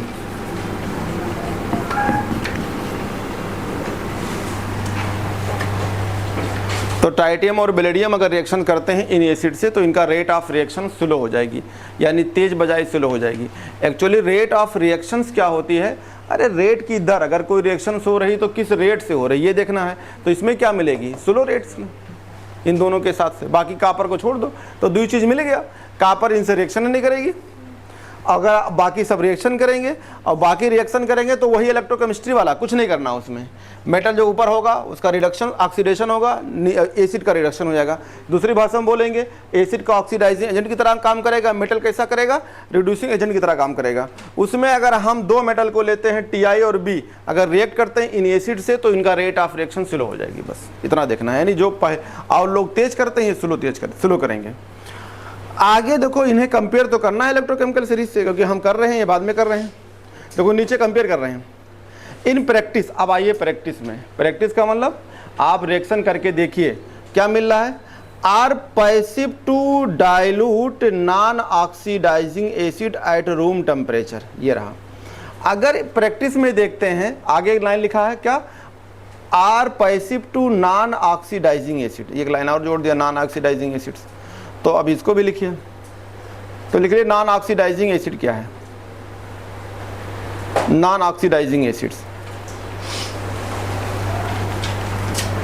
ऐसे से वर्ड यूज किया है, नॉन ऑक्सीडाइजिंग एसिड्स। एग्जाम्पल लिख लो, नॉन ऑक्सीडाइजिंग एसिड को हम HCl, HBr इनको बोलते हैं, HNO3, HCl, HBr, HI, H3PO4 etc, इसे बोलते हैं नॉन ऑक्सीडाइजिंग एसिड्स। अगर हम नॉन ऑक्सीडाइजिंग एसिड से रिएक्शन कराते हैं तो कुछ लोग जो है कैसा होंगे, रूम टेम्परेचर पे कैसे होंगे, पैसिव। पैसिव समझते हो, यहाँ पे रिएक्शन ना करे। दो वर्ड होता है, एक्टिव और पैसिव। बायोलॉजी में पढ़ा होगा, जब वैक्सीन दी जाती है तो एक एक्टिव के फॉर्म में होता है, एक पैसिव के फॉर्म। तो ये वर्ड यहाँ भी यूज कर सकते हैं। एक्टिव का मतलब एक्शंस करें, पैसिव का मतलब रिएक्शंस ना करें। तो क्या हो गए, अगर कुछ लोग मेटल अगर ऑक्सीडाइजिंग एसिड से रिएक्शन कराते हैं, यानी इन लोगों से कराते हैं, तो उनका क्या होगा, पैसिव वर्ड है, यानी उनका रिएक्शंस नहीं होगी। तो देखो ये लाइन एनसीईआरटी में लाइन यूज किया है, कह रहा है in practice are passive to dilute non oxidizing acid at room temperatures the E nought value for Mn+2m in table indicate, ये कह रहा है decreasing tendency to form divalent cation across the series. ये है, तो यहाँ पे तो ये वर्ड हो गया कि ये भाई रिएक्शंस नहीं करेंगे इन लोगों से। क्यों नहीं करेंगे, इसको एक्सप्लेन किया है SRP से। तो कह रहा है SRP वैल्यू Mn+2 से mm। तो आप टेबल में जाइए, तो देखो टेबल में दिया होगा Mn+2 से Mn+2, पीछे पढ़ाया था, पीछे टेबल में देखो। अब मैं सब बता चुका हूँ, Mn+2 Mn किस में, खाली कॉपर पॉजिटिव, बाकी सब नेगेटिव है। पीछे देख सकते हैं सब नेगेटिव है।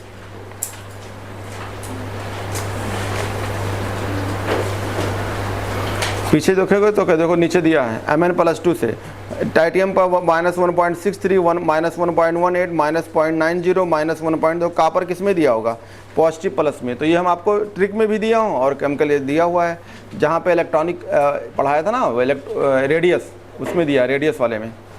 फिर यहाँ पे एक लाइन बोला है, क्या नीचे एक लाइन बोले हैं कि अगर आप इसमें जाते हैं, इंडिकेट ये to decrease tendency to form divalent cations. देखो यहाँ पे डिक्रीज टेंडेंसी मतलब डाइवैलेंट कैटायंस। इसका मतलब क्या होगा, जो इलेक्ट्रोकेमिकल सीरीज में ऊपर है उनका क्या होगा, उनका ऑक्सीडेशन होगा।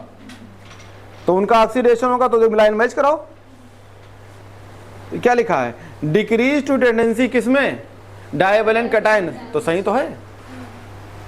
अरे इलेक्ट्रोकेमिकल सीरीज में अगर आप आएंगे, लिख बे सर का नाम, तो ये लोग क्या है ना, जो ये आपके ये सीरीज हैं, ये जो आपको ट्रांजिशन मेटल इसी बीच में मिलेंगे, तो इनका काम क्या है, ये ऊपर रखे हैं, खाली कॉपर को छोड़ के बाकी सब कहाँ रखे हैं, ऊपर। तो इनका SRP कैसा होगा, नेगेटिव। तो ये किस में जाना चाहेंगे, पॉजिटिव में। तो यही तो बोल रहा है वो कि इनकी टेंडेंसी है किस में जाने के लिए, डिक्रीजिंग होने पे किस में, आप डाइवैलेंट कैटायंस में। तो डाइवैलेंट कैटायन कहाँ बनाते हैं, डिक्रीज नहीं समझ पा रहे हैं, यानी रिडक्शन की बात बोल रहा है। कह रहा है कि +2 से +m जाने 0 में, यानी अगर ये जाते हैं तो देखो ये लाइन मैच करो, अभी वही लाइन मिलेगा आपको। देखो लिखा है इंडिकेट ये डिक्रीज टेंडेंसी। डिक्रीज टेंडेंसी मतलब क्या, कम होने, क्या कम होने की टेंडेंसी टू किसमें, डाइवैलेंट कैटायन ना। यानी कह रहा है +2 कम होने जाने की टेंडेंसी कम होती, सही तो है। ये किस में जाना चाहेंगे, ऑलरेडी 0 से प्लस में, यानी ये +2 से 0 में नहीं आना चाहेंगे। अरे बहुत टफ लैंग्वेज लिखा है, आप केमिकल इलेक्ट्रोकेमिस्ट्री कंपेयर करिए, जान भी नहीं पाएंगे क्या पढ़ रहे हैं। Indicate to decrease in tendency to form divalent cation, एकदम सही तो लिखा है। अक्रॉस दी किसमें, सीरीज में, हम इलेक्ट्रोकेमिकल सीरीज में ले जा रहे हैं, यहाँ सीरीज की बात कर रहे हैं, सही बात तो है, क्योंकि हम सिर्फ इतना ही पढ़ रहे हैं। ट्रांजिशन एलिमेंट हम सबको लेके आ रहे हैं इलेक्ट्रोकेमिस्ट्री में। तो इलेक्ट्रोकेमिस्ट्री में यही पढ़ाया था कि भैया जब ऊपर से नीचे जाएंगे तो इनकी एसआरपी बढ़ती है। तो जब आप ट्रिक पढ़ेंगे तो क्या होगा, ऊपर वाला निगेटिव, फिर थोड़ा कम निगेटिव, फिर निगेटिव निगेटिव आएंगे, आपका क्या होगा, हाइड्रोजन तक जीरो। तो एसआरपी बढ़ते हुए क्रम में पढ़ाया था।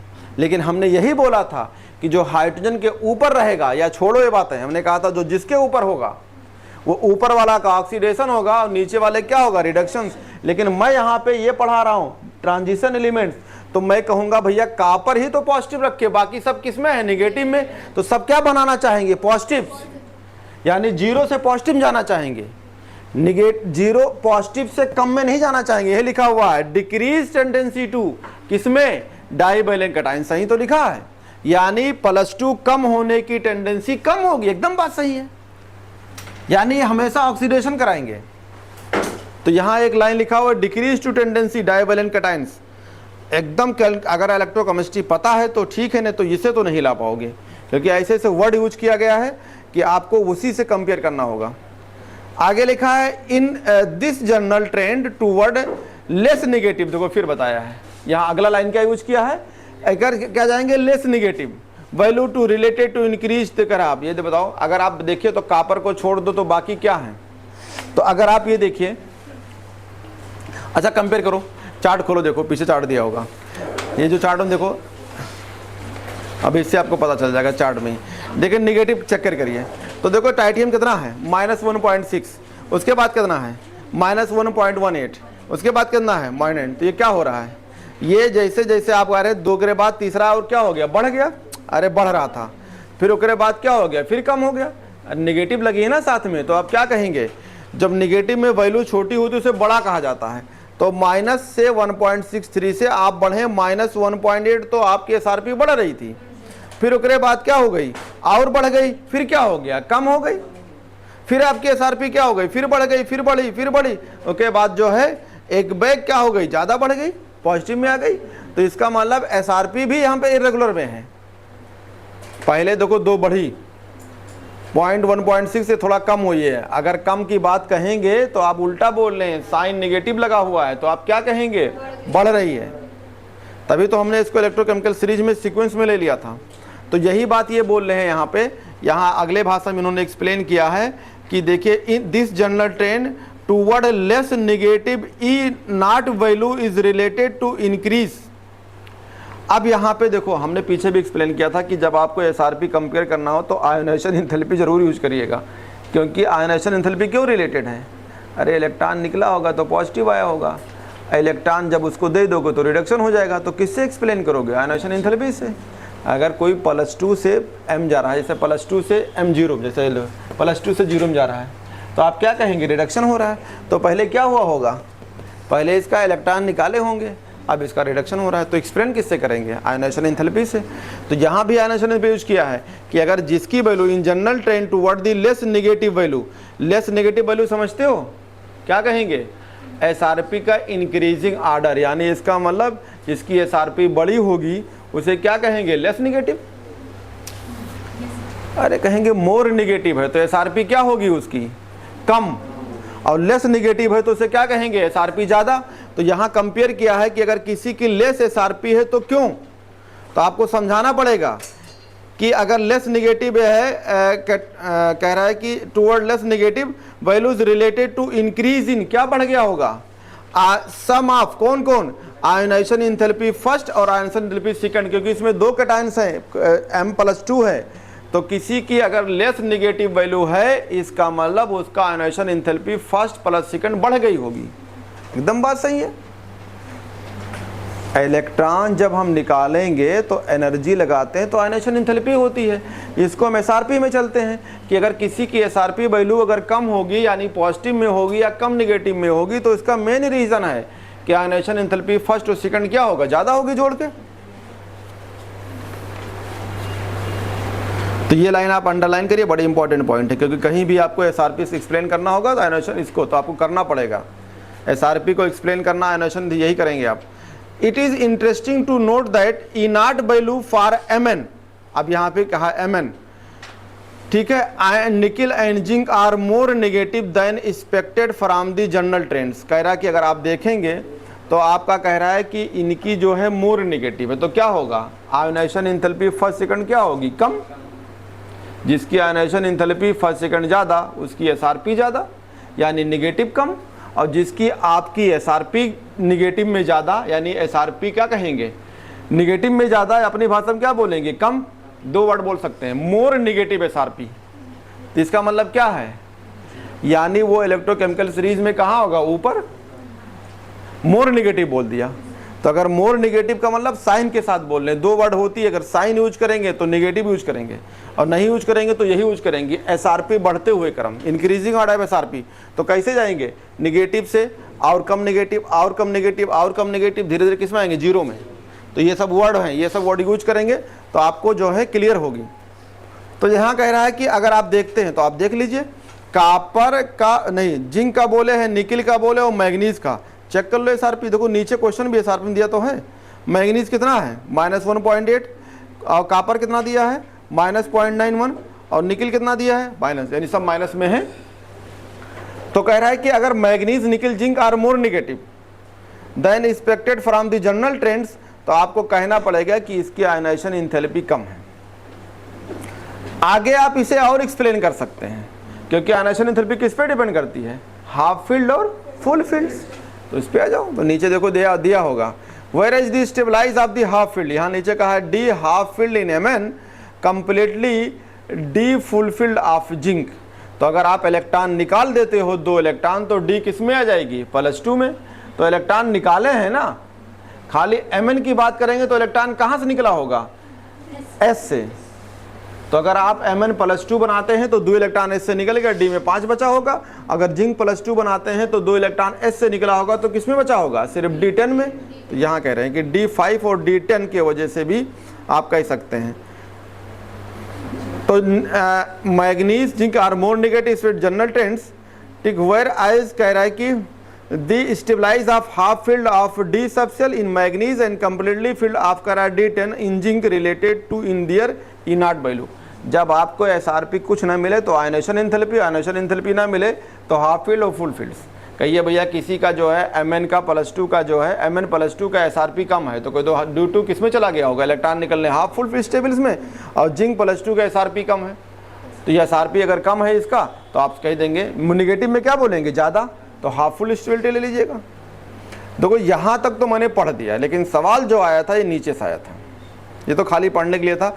आगे लिखा है the nickel E nought value is due to high negative enthalpy of hydration, ये रहा। आगे जो है ये टिक कर लीजिए, ये सवाल आपके पास अभी आया था, मैंने शायद क्वेश्चन दिया था, देखो चाहे पिछला क्वेश्चन कराया था उसमें दिया होगा, 4 पॉइंट दिया था, अगर नोट किए होगे तब। तो उसमें हमने कोबाल्ट लिखा था +2 +3 और मैग्नीज +3। तो वहाँ पे हमने क्वेश्चन में दिया था, शायद दूसरा या तीसरा पॉइंट था उसमें, कि ये कैसा काम करेंगे। हमने वहाँ ये लिखा था स्ट्रॉन्ग ऑक्सीडाइजिंग। ये क्वेश्चंस करा चुका हूँ बोर्ड पे, और एक क्वेश्चन उसी में एक ऑप्शन था चौथा। अरे मैं क्वेश्चन बोर्ड पे दिया था, प्रीवियस का सवाल नहीं था, ये क्वेश्चन एनसीईआरटी बनाया हुआ सवाल था। अब नोट नहीं करोगे तो तुम जानो क्या करा जाए, तो चालाक हो। ये अगला उसी में चौथा ऑप्शन था। चौथा ऑप्शन में क्या था, बेलेडियम +2 क्रोमियम +2 ये लिखा था, और बेलेडियम और क्रोमियम +2 उसमें लिखा था ऑप्शन में कैसा काम करेंगे, स्ट्रॉन्ग। देखो ये लाइन लिखा है स्ट्रॉन्ग रिड्यूसिंग एजेंट, मैंने भी ऑप्शन में दिया था। तो 4 ऑप्शन दिया था, 1 2 3 4, और चारों में हमने दोनों लाइन दिया था। ये एनसीईआरटी से बना हुआ सवाल था, आप जो है आप नहीं नोट करते हैं तो आप जानिए। और सिंपल क्रोमियम पूछा था, वो अलग सवाल में था। तो ये सवाल जो थे काफ़ी इंपॉर्टेंट है, टिक कर लीजिए, ये मैं क्वेश्चन आपको करा चुका हूँ। लेकिन ये दोनों पॉइंट आपके ऑप्शन में थे। शायद क्वेश्चन था which of the following is incorrect, तो इनकरेक्ट में ये दोनों करेक्ट थे। हाँ उसमें हमने कराया था, शायद लिखा था जिंक कैडमियम मरकरी के बारे में कुछ लिखा था जो गलत था। नोबल क्या लिखा था, जिंक कैडमियम मरकरी, और था जो सी मेल्टिंग पॉइंट वर्ड दिया था ना, हाँ लो मेल्टिंग पॉइंट थी। उसमें क्या लिखा था हाई, जो आप क्वेश्चन कराया था उसमें कुछ मेल्टिंग पॉइंट गलत दिया था। 4 ऑप्शन में ये दोनों ऑप्शन सही थे, 2 ऑप्शन आउट थे, उसमें एक कोई गलत था, पिछले क्वेश्चन में कराया था। तो यहाँ पे ये पॉइंट बहुत इंपॉर्टेंट है, बहुत ही इंपॉर्टेंट है, क्योंकि पूरे का निचोड़ नीचे दिया है। कह रहा है examination of E nought value of redox couple. सही बात है, जब आप कपुल पढ़ेंगे रिडॉक्स कपुल यानी मतलब कितना, +3 से +2 में जा रहे हैं। तो ये लाइन लिख लीजिए, चाहे आप हम एक डायरेक्ट लाइन लिखा देता हूँ, पूरा लिख के क्या करोगे, लिखिए Mn+3 and CO+3 ions are strong oxidizing agent. Mn+3 पूरा लिख के क्या करोगे, Mn+3 and CO+3, Mn+3 and CO+3, ठीक है। Ions are the strong oxidizing agents, ions are the strong oxidizing agent, oxidizing agent. अगर स्ट्रॉन्ग ऑक्सीडाइजिंग एजेंट हैं तो किस में जानना चाहेंगे, इसका मतलब क्या है, चाहे ब्रैकेट में लिख लो, इसका मतलब होता है रिडक्शंस। तो लिख लिए स्ट्रॉन्ग ऑक्सी, ब्रैकेट लिख लिए रिडक्शंस, ठीक है। इन इक्वस सॉल्यूशंस, रिडक्शंस इन इक्वस सॉल्यूशंस, इन इक्वस सॉल्यूशंस। अलग पॉइंट से लिखिए, the ions Ti+2, the ions Ti+2 comma B+2 and Chromium+2, ये लोअर ऑक्सीडेशन में है। तो लिखिए are reducing agents, are reducing agent. अगर रिड्यूसिंग एजेंट है तो इसकी ब्रैकेट में लिख लीजिए ऑक्सीडेशन, ये इसका काम होगा ऑक्सीडेशन की तरह, रिड्यूसिंग एजेंट। और करेंगे क्या, and will liberate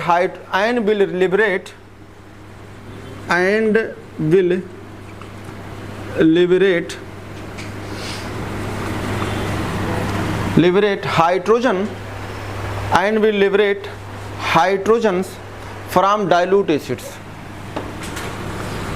hydrogen from dilute acids।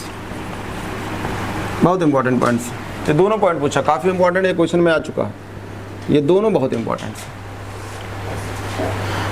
जैसे क्रोमियम पूछा गया था, तो क्रोमियम ही दिया है यहाँ पे, क्रोमियम दिया होगा +2, तो किसमें पानी मिला होगा, और साथ में रिएक्शन किसका किया होगा, HNO3 से H2SO4 से किया होगा ना।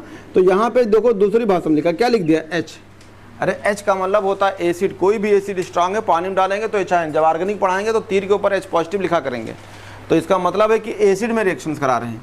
तो जब एसिड से रिएक्शन कराएंगे, अरे कापर को छोड़ के बाकी रिएक्शन कराएंगे तो क्या निकालेगा, जैसे मान लो यहाँ H2SO4 है तो क्या बनाएगा, कापर के सल्फेट और H2 निकाल देगा।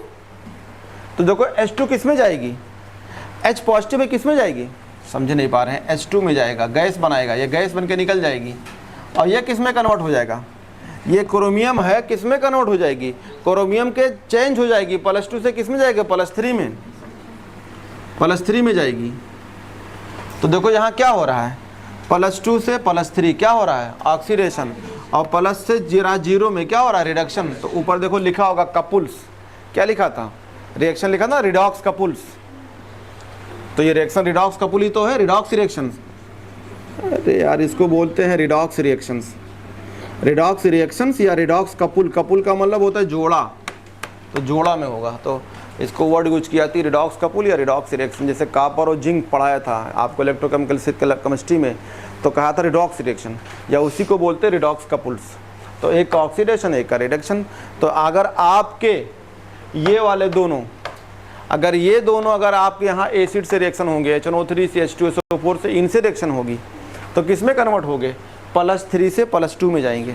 अगर ये रिएक्शन होगी मैग्नीज होगा तो +2 में जाएगा। लेकिन अगर ये क्रोमियम है, टाइटियम है, बेलेडियम है, +2 में है, यही एसिड से रिएक्शन करेंगे तो यहाँ +3 में जाएंगे और यहाँ पे हाइड्रोजन निकलेगा।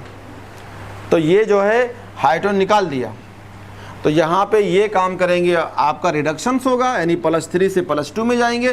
तो इनको क्या बोलेंगे, ऑक्सीडाइजिंग एजेंट यानी रिडक्शंस। और +2 वाले अगर हायर में जाएं, +2 से +3 +4 में जाएं तो इसको क्या बोलते हैं, ऑक्सीडेशन। लेकिन reducing agent, oxidizing agent use की जाती है। तो ये दोनों काफ़ी इंपॉर्टेंट थे, पूछा हुआ पॉइंट्स हैं। नीचे क्वेश्चंस दिया हुआ है। क्वेश्चंस क्या है, फॉर एग्जांपल में मेटल इनर्ट वैल्यू दिया है, तो ये तो आप जानते हैं, ये पढ़ा चुका हूँ। वो एक इलेक्ट्रोकेमिकल सीरीज है। क्या दिया है, बेलेडियम, क्रोमियम, मैग्नीज। एग्जाम्पल दिया 8.6, एनसीईआरटी का जो एग्जाम्पल है, एग्जाम्पल है 8.6, और सबका एसआर दिया है, रिडक्शन पोटेंशियल्स दिया है ना। देखो बेलेडियम, क्रोमियम, मैग्नीज, उसके बाद आयरन, फिर आपका निकिल, कोबाल्ट, और कहाँ दिया है, आयरन, निकिल नहीं, कोबाल्ट 26 के बाद 27 ना, 28, उसके बाद कापर, जिंक तक दिया है। तो देखो यहाँ पे देखेंगे तो सबका निगेटिव होगा, यही क्या होगा, पॉजिटिव। अरे एसआरपी याद नहीं करना, इलेक्ट्रोकेमिकल सीरीज याद है तो ये याद है, और नहीं याद है तो जाके याद करो। तो इनके एसआरपी दिया होगा। एसआरपी मतलब क्या, Mn+2 से Mn में जाते हैं, M पॉजिटिव से M0 में।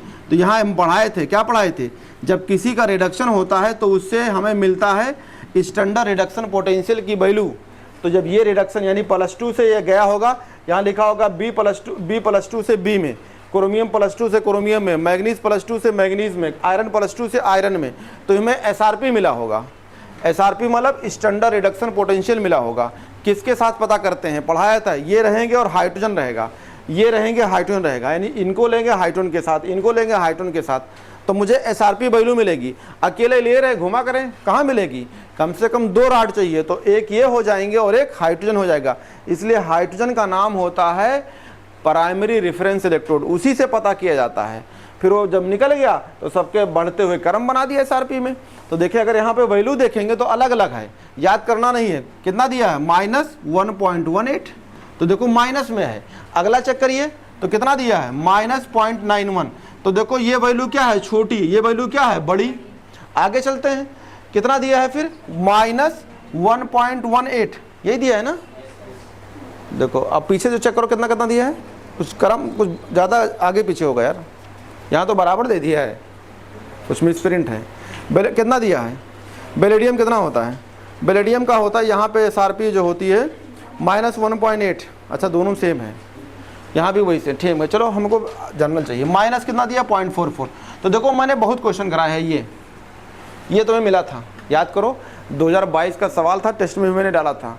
4 रिएक्शन लिखे थे, बताना था कौन सा रिएक्शन सही होगा, यानी किसका ऑक्सीडेशन किसका रिडक्शन होगा। अभी लेटेस्ट 2022 में 3 सवाल आया था इसी से, ध्यान दीजिएगा। एक सवाल ये तो मैंने पढ़ाया था, अलग अलग लेके 2 सेल बना के एसआरपी निकालना था, और 2 सेल बना के एसआरपी निकाल के उनके इंक्रीजिंग ऑर्डर या रिएक्शन होगा कि नहीं होगा ऐसे करके, तो ये आपको यूज हुआ है।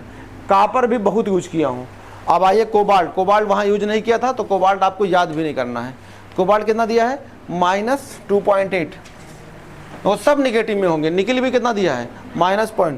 तो आप अगर कंपेयर करिए, इलेक्ट्रोकेमिकल सीरीज याद करिए तो देखिए सब ऊपर बैठे होंगे।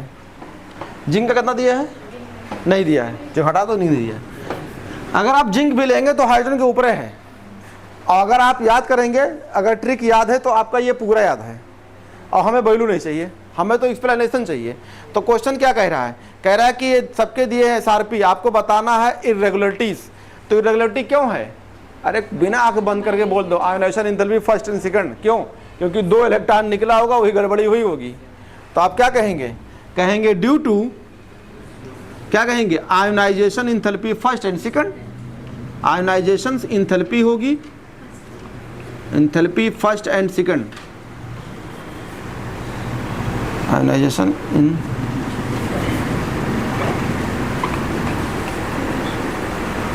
फर्स्ट एंड सेकंड, दोनों का जोड़। ये देखो, अगर ionisation enthalpy first and second के जोड़ेंगे तो क्या मिलेगी, तो देखो यहाँ पे लाइन वही लिखा होगा। तो अगर जब आप ये चेक करेंगे तो उसमें हाफ फील्ड फुल फील्ड मिलेगी। अरे यार एक इलेक्ट्रॉन निकालोगे दूसरा निकालोगे तो किसी में डी में मिलेगा क्या, 5, और किसी में डी मिलेगा 10। तो यही एक्सप्लेनेशन भी दिया होगा। देखो इरेगुलर दिया है, और क्या बोला, आयोनाइजेशन एंथैल्पी देखो ΔIH1 फर्स्ट, इसको फर्स्ट कहते हैं, और दूसरा क्या लिखा है डेल्टा सेकंड। आल क्या लिखा आल दी सब्लिमेशन एंथैल्पी। अरे आयोनाइजेशन एंथैल्पी को हम सब्लिमेशन भी कह सकते हैं, क्यों? मेटल को पहले गैस बनाएंगे उससे इलेक्ट्रॉन निकालेंगे तो उससे सब्लिमेशन भी कह सकते हैं। विच आर रिलेटेड क्या लिखा है मच लेस, तो इसमें क्या होगा, कहाँ लिखा है much less for magnesium and vanadium. तो मैग्नीशियम कितना दिया है, मैग्नीज कितना दिया है -1.8 और वेलिडियम कितना दिया है वो सेम दिया। तो आपका कैसे मिला होगा, मैग्नीज में कितना गया होगा, ऐसे लिख डी लिख पलट दे तो डी में कितना होगा डी हाफ फुलफिल्ड, तो यहाँ हाफ पे लेंगे। वेलिडियम में क्यों होगा, भूल गए 23 है तो T2G लेवल स्टेबल हो गया होगा। अरे वेलिडियम में 23 तो ऐसे लिख डी लिख पलट दे तो डी में 3 और एस में है कितना 2, यहाँ से निकला होगा तो यहाँ आयोनाइजेशन एंथैल्पी क्या बनी होगी वेलिडियम +2। तो यहाँ पे क्या होगा डी, तो डी कहाँ गया होगा, पढ़ाया था पीछे पढ़ा गया हूँ कि 3 इलेक्ट्रॉन होगा और 3 इलेक्ट्रॉन को क्या बोलेंगे T2G लेवल, और T2 लेवल की वजह से स्टेबल होगी, इसलिए इनका जब जहाँ आयोनाइजेशन एंथैल्पी स्टेबल हुआ वहाँ SRP कम हो जाती है। अब आइए वेलिडियम में 25 लिखे होंगे, ऐसे लिख ली डी लिख पलट दे तो देखो ये आपका यहाँ पे कितना होगा 5 लिख निकाल दीजिए तो डी बचेगा आपका डी में 5 एस में 2, ये निकल गया तो डी आया 5। यहाँ पे क्या होगा आपका जो है Mn बना होगा, यहाँ पे आयोनाइजेशन एंथैल्पी क्या हो गई बहुत ज़्यादा, यहाँ पे क्या हो गई बहुत ज़्यादा, तो इनकी SRP क्या हो जाएगी बहुत कम। तो कहेंगे ड्यू टू इनकी रेगुलरिटी है ionisation enthalpy first and second से, ये कहेंगे T2G लेवल स्टेबल है और इसे कहेंगे डी हाफ फुल स्टेबल वजह से। तो आयोनाइजेशन एंथैल्पी के वजह से इनका स्टैंडर्ड या SRP वैल्यू क्या हो जाती है इर्रेगुलर्स। और सब्लिमेशन यूज किया है क्योंकि हम पढ़ाए थे कोई मेटल को पहले आप गैस सॉलिड से गैस बनाओ, याद करो केमिकल बॉन्डिंग में यही बातें, और उस दिन आया था तो आयोनाइजेशन एंथैल्पी का डिफिनीशन भी लिखा था, एटमाइजेशन के बारे में भी बोला था।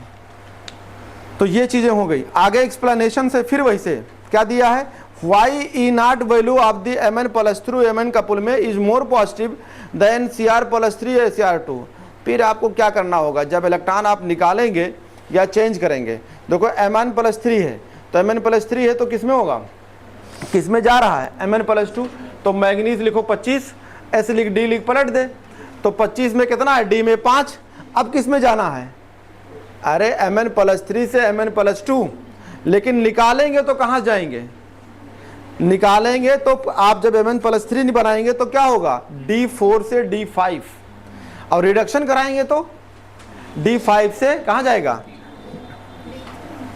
देखो दो चीज़ें, अगर आप 25 लिखते हैं ऐसे लिख डी लिख पलट दे मैग्नीज तो डी में कितना 5 एस में 2 इलेक्ट्रॉन निकाल दिया तो क्या हो गया Mn+, तो यहाँ पे डी मिलेगा 5।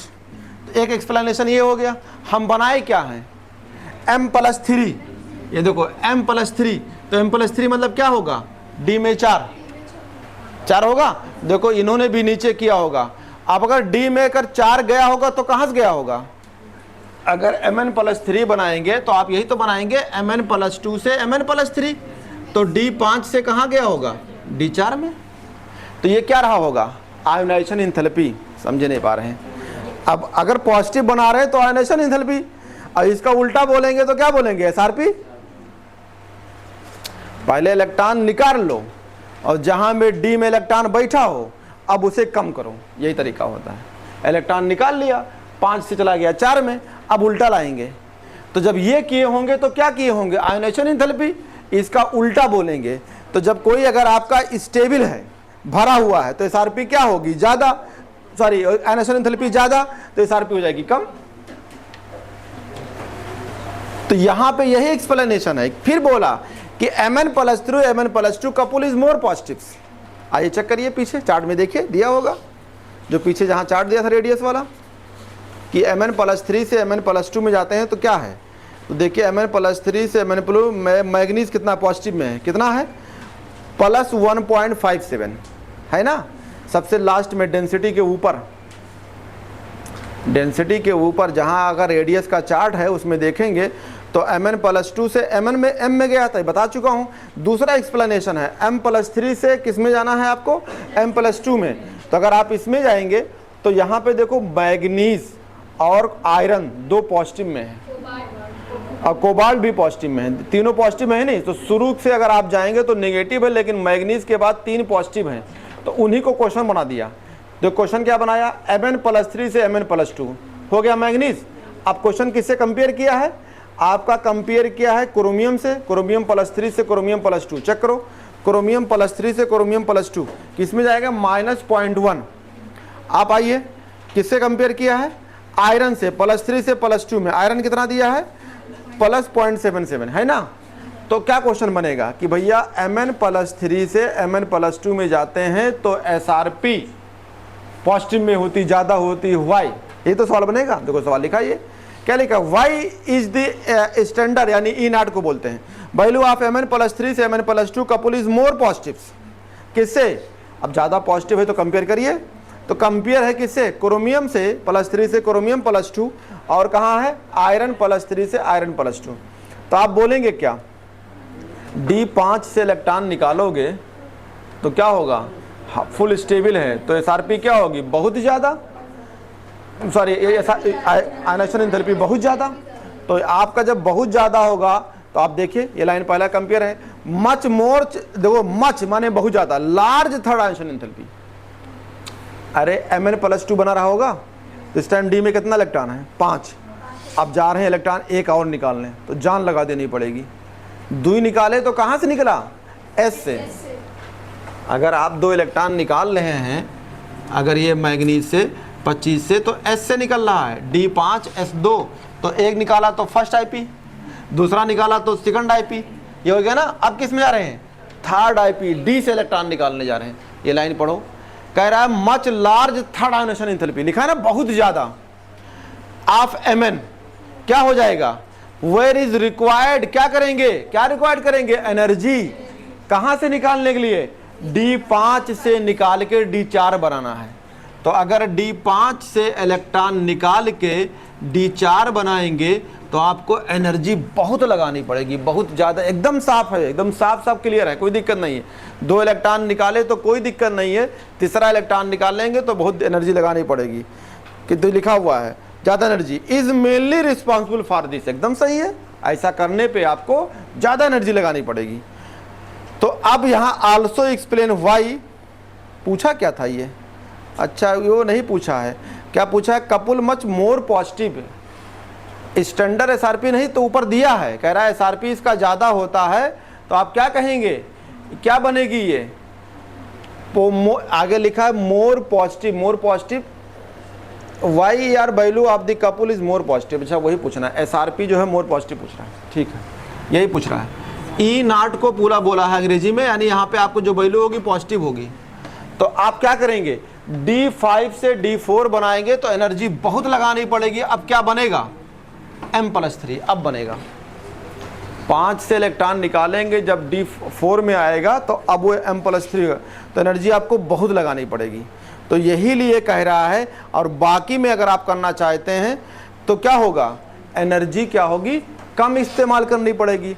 तो D5 से D4 करने में आपकी बहुत ज़्यादा एनर्जी खर्च हुई है, इसलिए इनकी जो है वैल्यू किस में आई है, पॉजिटिव में।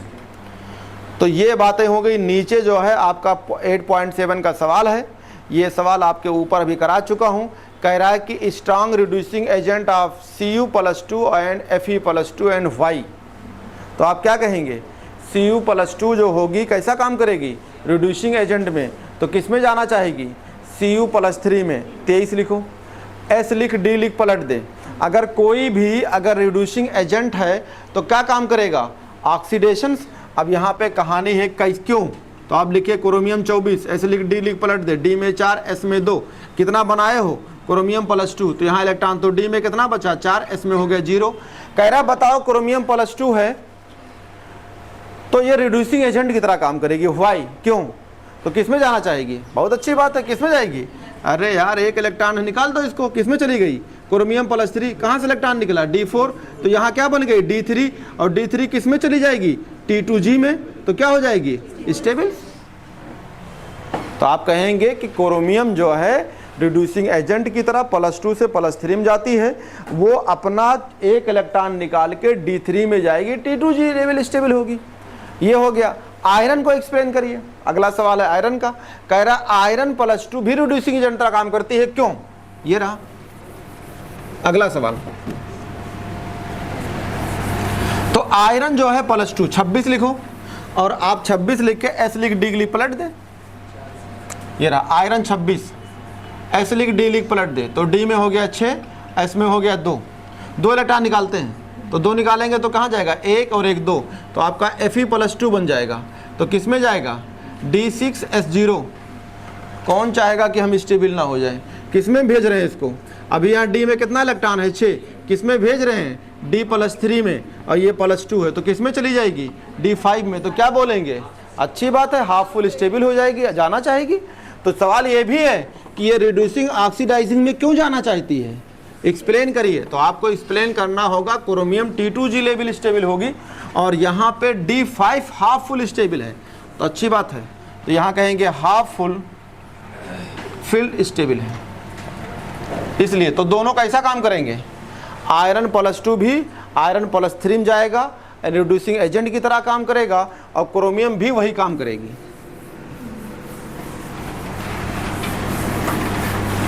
तो ये दोनों आपके हो गए। आगे हम पढ़ा चुके हैं बहुत सारा, आपको ये सब चीजें पढ़ चुके हैं। ऊपर एक क्वेश्चन और है, why is the highest oxidation state of metal exhibit in oxide and fluorides? क्या कहेंगे, due to high electron negativity and small size. अगर स्मॉल साइज नहीं कहना चाहते हैं तो आप क्या कहेंगे, हाई इलेक्ट्रॉन नेगेटिविटी। क्वेश्चन है आपका इंटेक्स में 8.26 का, इंटेक्स्ट है क्वेश्चन 8.6 का, कह रहा है कि आपको बताना है कि भैया metal oxide and fluoride high oxidation state बनाते हैं। हाई ऑक्सीडेशन स्टेट कौन, of oxide and fluorides, oxide and fluorides, F यानी ऑक्सीजन एंड फ्लोराइड्स, ठीक है, फ्लोराइड्स। चलो, तो जाहिर सी बात है, अरे यार याद करो, मैग्नीज क्या बनाई थी, MnF4, क्रोमियम क्या बनाई थी, F6, अगर ऑक्साइड में क्या बनाई थी, Mn2O7, याद नहीं आ रहा है क्या, या क्या बनाया था क्रोमियम, CrO3 +6 वाला, +6 यहाँ भी +6 यहाँ है। तो कह रहा है कि फ्लोराइड और ऑक्साइड्स हायर ऑक्सीडेशन में है, ऑक्सीजन और किसके साथ, फ्लोरीन। तो क्या कहेंगे, अरे पढ़ाया था इलेक्ट्रॉन नेगेटिविटी का आर्डर यानी EN का आर्डर, तो क्या लगाए थे, फोन लगा दो, नहीं याद आ रहा होगा, याद नहीं आ रहा है क्या। तो इलेक्ट्रॉन नेगेटिविटी सबसे ज़्यादा किसकी है, फ्लोरीन की, फिर क्या ऑक्सीजन की। तो कहेंगे इलेक्ट्रॉन नेगेटिविटी की वजह से ये जो है, और स्मॉल साइज भी जोड़ सकते हैं, इसके वजह से ये फ्लोराइड और ऑक्साइड हायर ऑक्सीडेशन स्टेट बनाते हैं, और बाकी लोग जो हैं इलेक्ट्रॉन नेगेटिविटी कम है इसलिए नहीं बनाते हैं। अब ये मैग्नेटिक प्रॉपर्टी तो हमने पूरा पढ़ा है, आपको कहाँ पढ़ाया था, कोऑर्डिनेशन कंपाउंड्स में, पूरा डिटेल ट्रिक भी दिया था, एक एक ट्रिक पढ़ा दिया हूँ मैग्नेटिक प्रॉपर्टीज में, क्योंकि हमने बहुत सारी चीज़ें वहाँ की चीज़ पढ़ा दिया था। तो एक लाइन लिख लीजिए, मैग्नेटिक प्रॉपर्टी होती क्या है, वो तो मैंने वहाँ नहीं लिखाया था। तो लिखिए मैग्नेटिक प्रॉपर्टीज में कुछ बातें हमने बस पता चला गया था, लेकिन उसको हम एक्सप्लेन नहीं किए थे कि होता क्यों है।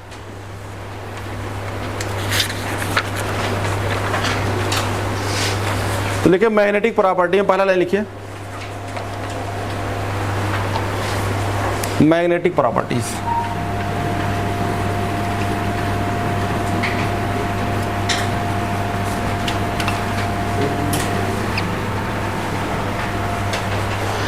होता क्या है ना, जब आप जैसे ये आपका मेटल्स हैं और वहाँ क्या थे, ट्रांजिशन मेटल थे, अरे बात तो वही है, कॉम्प्लेक्स थे, यहाँ ट्रांजिशन मेटल कहेंगे, वहाँ क्या बोले थे, कॉम्प्लेक्स। तो कॉम्प्लेक्स का जो सेंट्रल मेटल था वो कहाँ का था, यही तो था, याद नहीं आ रहा है। जितने कॉम्प्लेक्स से जनरली आपके जो मेटल थे वो 3D के थे, नीचे वाले भी थे, ऐसी बात नहीं है। वहाँ एक लाइन बोल सकते हैं कि कॉम्प्लेक्स में जो सेंट्रल मेटल था वो ट्रांजिशन मेटल होता है, एकदम सही, इसमें कोई मिस्टेक नहीं है। तो आप यही चीज़ जो पढ़ रहे हो वहाँ पढ़े थे, जैसे वहाँ पे जितने कॉम्प्लेक्स थे, किसी में आयरन है, किसी में निकिल है, किसी में कोबाल्ट है, जो आपका सेंट्रल मेटल होता था। तो वहाँ पे अभी हमने पढ़ाया था मैग्नेटिक प्रॉपर्टी। लेकिन होता क्या है, जब इन मेटल को या कॉम्प्लेक्स में कहाँ में रखिए, मैग्नेटिक फील्ड में रखिए, ये सब बातें मैंने नहीं बताई थी। लेकिन जब आप यहाँ का मेटल हो, जैसे आपका ये आपका आयरन है, कोबाल्ट है, निकिल है, कापर है, इनको मैग्नेटिक फील्ड में रखो। तो जब मैग्नेटिक फील्ड में रखेंगे तो इनमें क्या होगे, कुछ मेटल मैग्नेटिक तरफ अट्रैक्ट हो जाए और कुछ अट्रैक्ट ना हो। तो उसमें ये देखा जाता है जो अट्रैक्ट होगा उसके डी में जो इलेक्ट्रॉन होगा वो अनपेयर्ड ज़्यादा होगा, तो अनपेयर्ड के वजह से वो अट्रैक्शन ज़्यादा होती है, तो उसे बोलेंगे इनमें कैरेक्टर जो है वो पैरामैग्नेटिक्स है। और जो अट्रैक्ट नहीं होंगे यानी उसमें अनपेयर्ड इलेक्ट्रॉन नहीं होगा तो या तो डी जीरो होगा या डी फुलफिल होगा, तो उसमें क्या कहेंगे, मैग्नेटिक फील्ड के परत अट्रैक्शन से नहीं है। एक वर्ड और है जो मैंने वहाँ नहीं बोला था, जिसे बोलते हैं फेरोमैग्नेट्स। फेरोमैग्नेट्स, तो उसमें जो है आपको ये मिलेगा कि जो पैरामैग्नेटिक कैरेक्टर है वो और बढ़ जाए, यानी आपका अट्रैक्शन और बढ़ जाए, तो उसको बोलेंगे फेरोमैग्नेटिक कैरेक्टर्स। तो लिखिए इसमें, व्हेन ये magnetic field is applied, when a magnetic field is applied, जब आप मैग्नेटिक फील्ड लगा रहे हैं, when a magnetic field is applied to substance,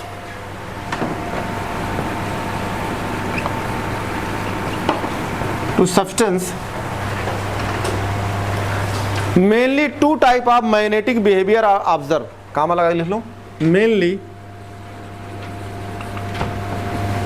two type of behavior is observed, two type of behavior are observed। क्या क्या देखेंगे observe में, diamagnetic and paramagnetic, diamagnetic and paramagnetic. सही बात है, जब आप मैग्नेटिक फील्ड लगाएंगे, आपका ट्रांजिशन मेटल हो या कॉम्प्लेक्स हो, अब कॉम्प्लेक्स भी लाते हैं यहीं पे, तो उसमें क्या दिखेगा, दो तरह का बिहेवियर। कौन कौन बिहेवियर होगा, या तो डायामैग्नेटिक या पैरामैग्नेटिक बिहेवियर होगी। अब डाया पैरा क्या होता है, जो अनपेयर्ड रखेगा ट्रांजिशन मेटल के अंदर या सेंट्रल मेटल वहां जो पढ़ा था कॉम्प्लेक्स में, उसे क्या बोलेंगे, पैरामैग्नेटिक। अलग लाइन से लिखिए, diamagnetic substance are repelled by, diamagnetic substance are repelled by magnetic substance are repelled by, diamagnetic substance are repelled by the applied field, applied fields, applied fields। यानी आप क्या किए, जब मैग्नेटिक फील्ड लगाया और उसमें जो मेटल के अंदर अगर डी भरा हुआ है तो क्या करेगी, मैग्नेटिक फील्ड से दूर भाग रही है, और अगर अट्रैक्ट हो जाए तो पैरामैग्नेटिक। तो आगे लिखिए, while the paramagnetic substance are attracted, while the paramagnetic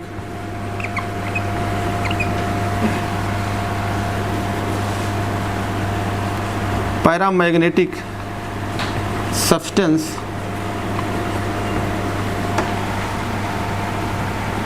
are attracted.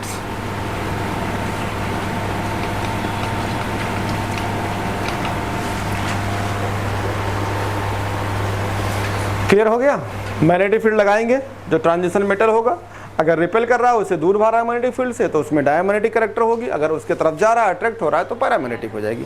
तो ये किस पे डिपेंड करती है, तो ये कुछ नहीं है, क्या था ये, अनपेयर्ड इलेक्ट्रॉन। तो वहाँ मैंने डायरेक्ट यहाँ से एक्सप्लेन किया था कि जिसमें भैया अनपेयर्ड इलेक्ट्रॉन होगा उसी को हम एक्सप्लेन करेंगे जिसमें मैग्नेटिक कैरेक्टर मिलेगी, जिससे बोहर मैग्नेटिक फील्ड कहते थे। और यहाँ से मैंने ट्रिक दिया था, तो मैंने कहा था अगर एक दो लाइन लिखा हुआ तो लिखवा देते हैं। एक लाइन और लिख लो, एनसीईआरटी में लाइन लिखा होगा कि अगर ज़्यादा अट्रैक्शन हो रही है, ज़्यादा कोई अट्रैक्ट हो रहा है, तो इसका मतलब क्या है, उसको एक वर्ड यूज करते हैं फेरो। तो लिखिए substance which are attract very strongly, substance which are attract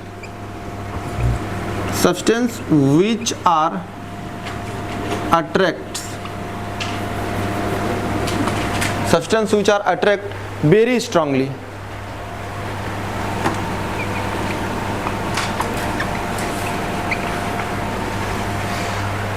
आगे लिख लीजिए, are said to be ferromagnetic substance, are said to be ferromagnetics, are said to be ferromagnetics.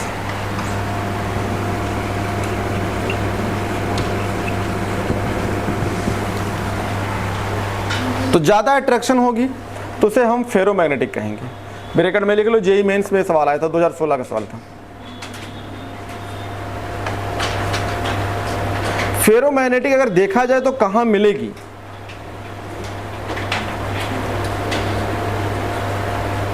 लिखिए, फेरोमैग्नेटिक्स इज एन एक्सट्रीम, फेरोमैग्नेटिक समझते हो? अरे वो जिसमें तीव्रता ज़्यादा हो, यानी अनपेड इलेक्ट्रॉन ज़्यादा होगी और मैग्नेटिक करैक्टर की तरफ ज़्यादा तेजी से अट्रैक्ट हो। तो लिखिए एक लाइन, फेरोमैग्नेटिक या ferromagnetism is an extreme form, ferromagnetism is an extreme form of paramagnetism. Underline कर लीजिए, यानी पैरामैग्नेटिज्म से का वो एक्सट्रीम फॉर्म है। तो एक्सट्रीम फॉर्म मतलब क्या? अरे तीव्रता, इसका मतलब अट्रैक्शन, लगाव ज़्यादा होगा पैरामैग्नेटिज्म, लेकिन पैरामैग्नेटिज्म से क्या होगा? ज़्यादा लगाव होगी। तो इसको कंटिन्यू करके पूरा कर लीजिए, ठीक है। Extreme of paramagnetism, many of the transition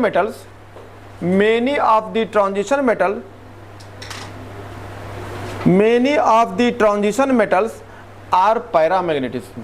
यानी इसका मतलब बहुत सारे ट्रांजिशन मेटल कैसे होते हैं? पैरामैग्नेटिक। कुछ मेटल होंगे, और सरफेस केमिस्ट्री में दिया था, लेकिन अब सरफेस केमिस्ट्री को मुझे देखना पड़ेगा कि कौन सा टॉपिक आया है, मतलब कुछ उस पर जो है क्वेश्चंस आएगा, हटा दिया गया था, उसके बाद भी जो है मॉडिफाइड हुआ है, आएगा क्वेश्चंस। तो अगर फेरोमैग्नेटिज्म होगा तो उसमें एक लास्ट में 3-4 लाइन लिखा हुआ, पैरा फेरो का डायग्राम बना है। डायग्राम का मतलब वही अट्रैक्शंस के दिखाया है कि देखिए इसमें अनपेड ज़्यादा है, इसमें अनपेड कम है, ठीक है। तो अब यहीं तक रहेगी। ये जो आपको मैंने चार्ट पढ़ाया था, ये वाला जो चार्ट जो बना हुआ है, इससे मैंने आसान करके पढ़ाया है आपको, याद करिए, बहुत आसान पढ़ाया है। हमने लिख दिया कुजन इसके टिप्स, मेरा ट्रिक था। ये चले गए कौन कौन थे? D0 D10 वाले ख़त्म हो गए।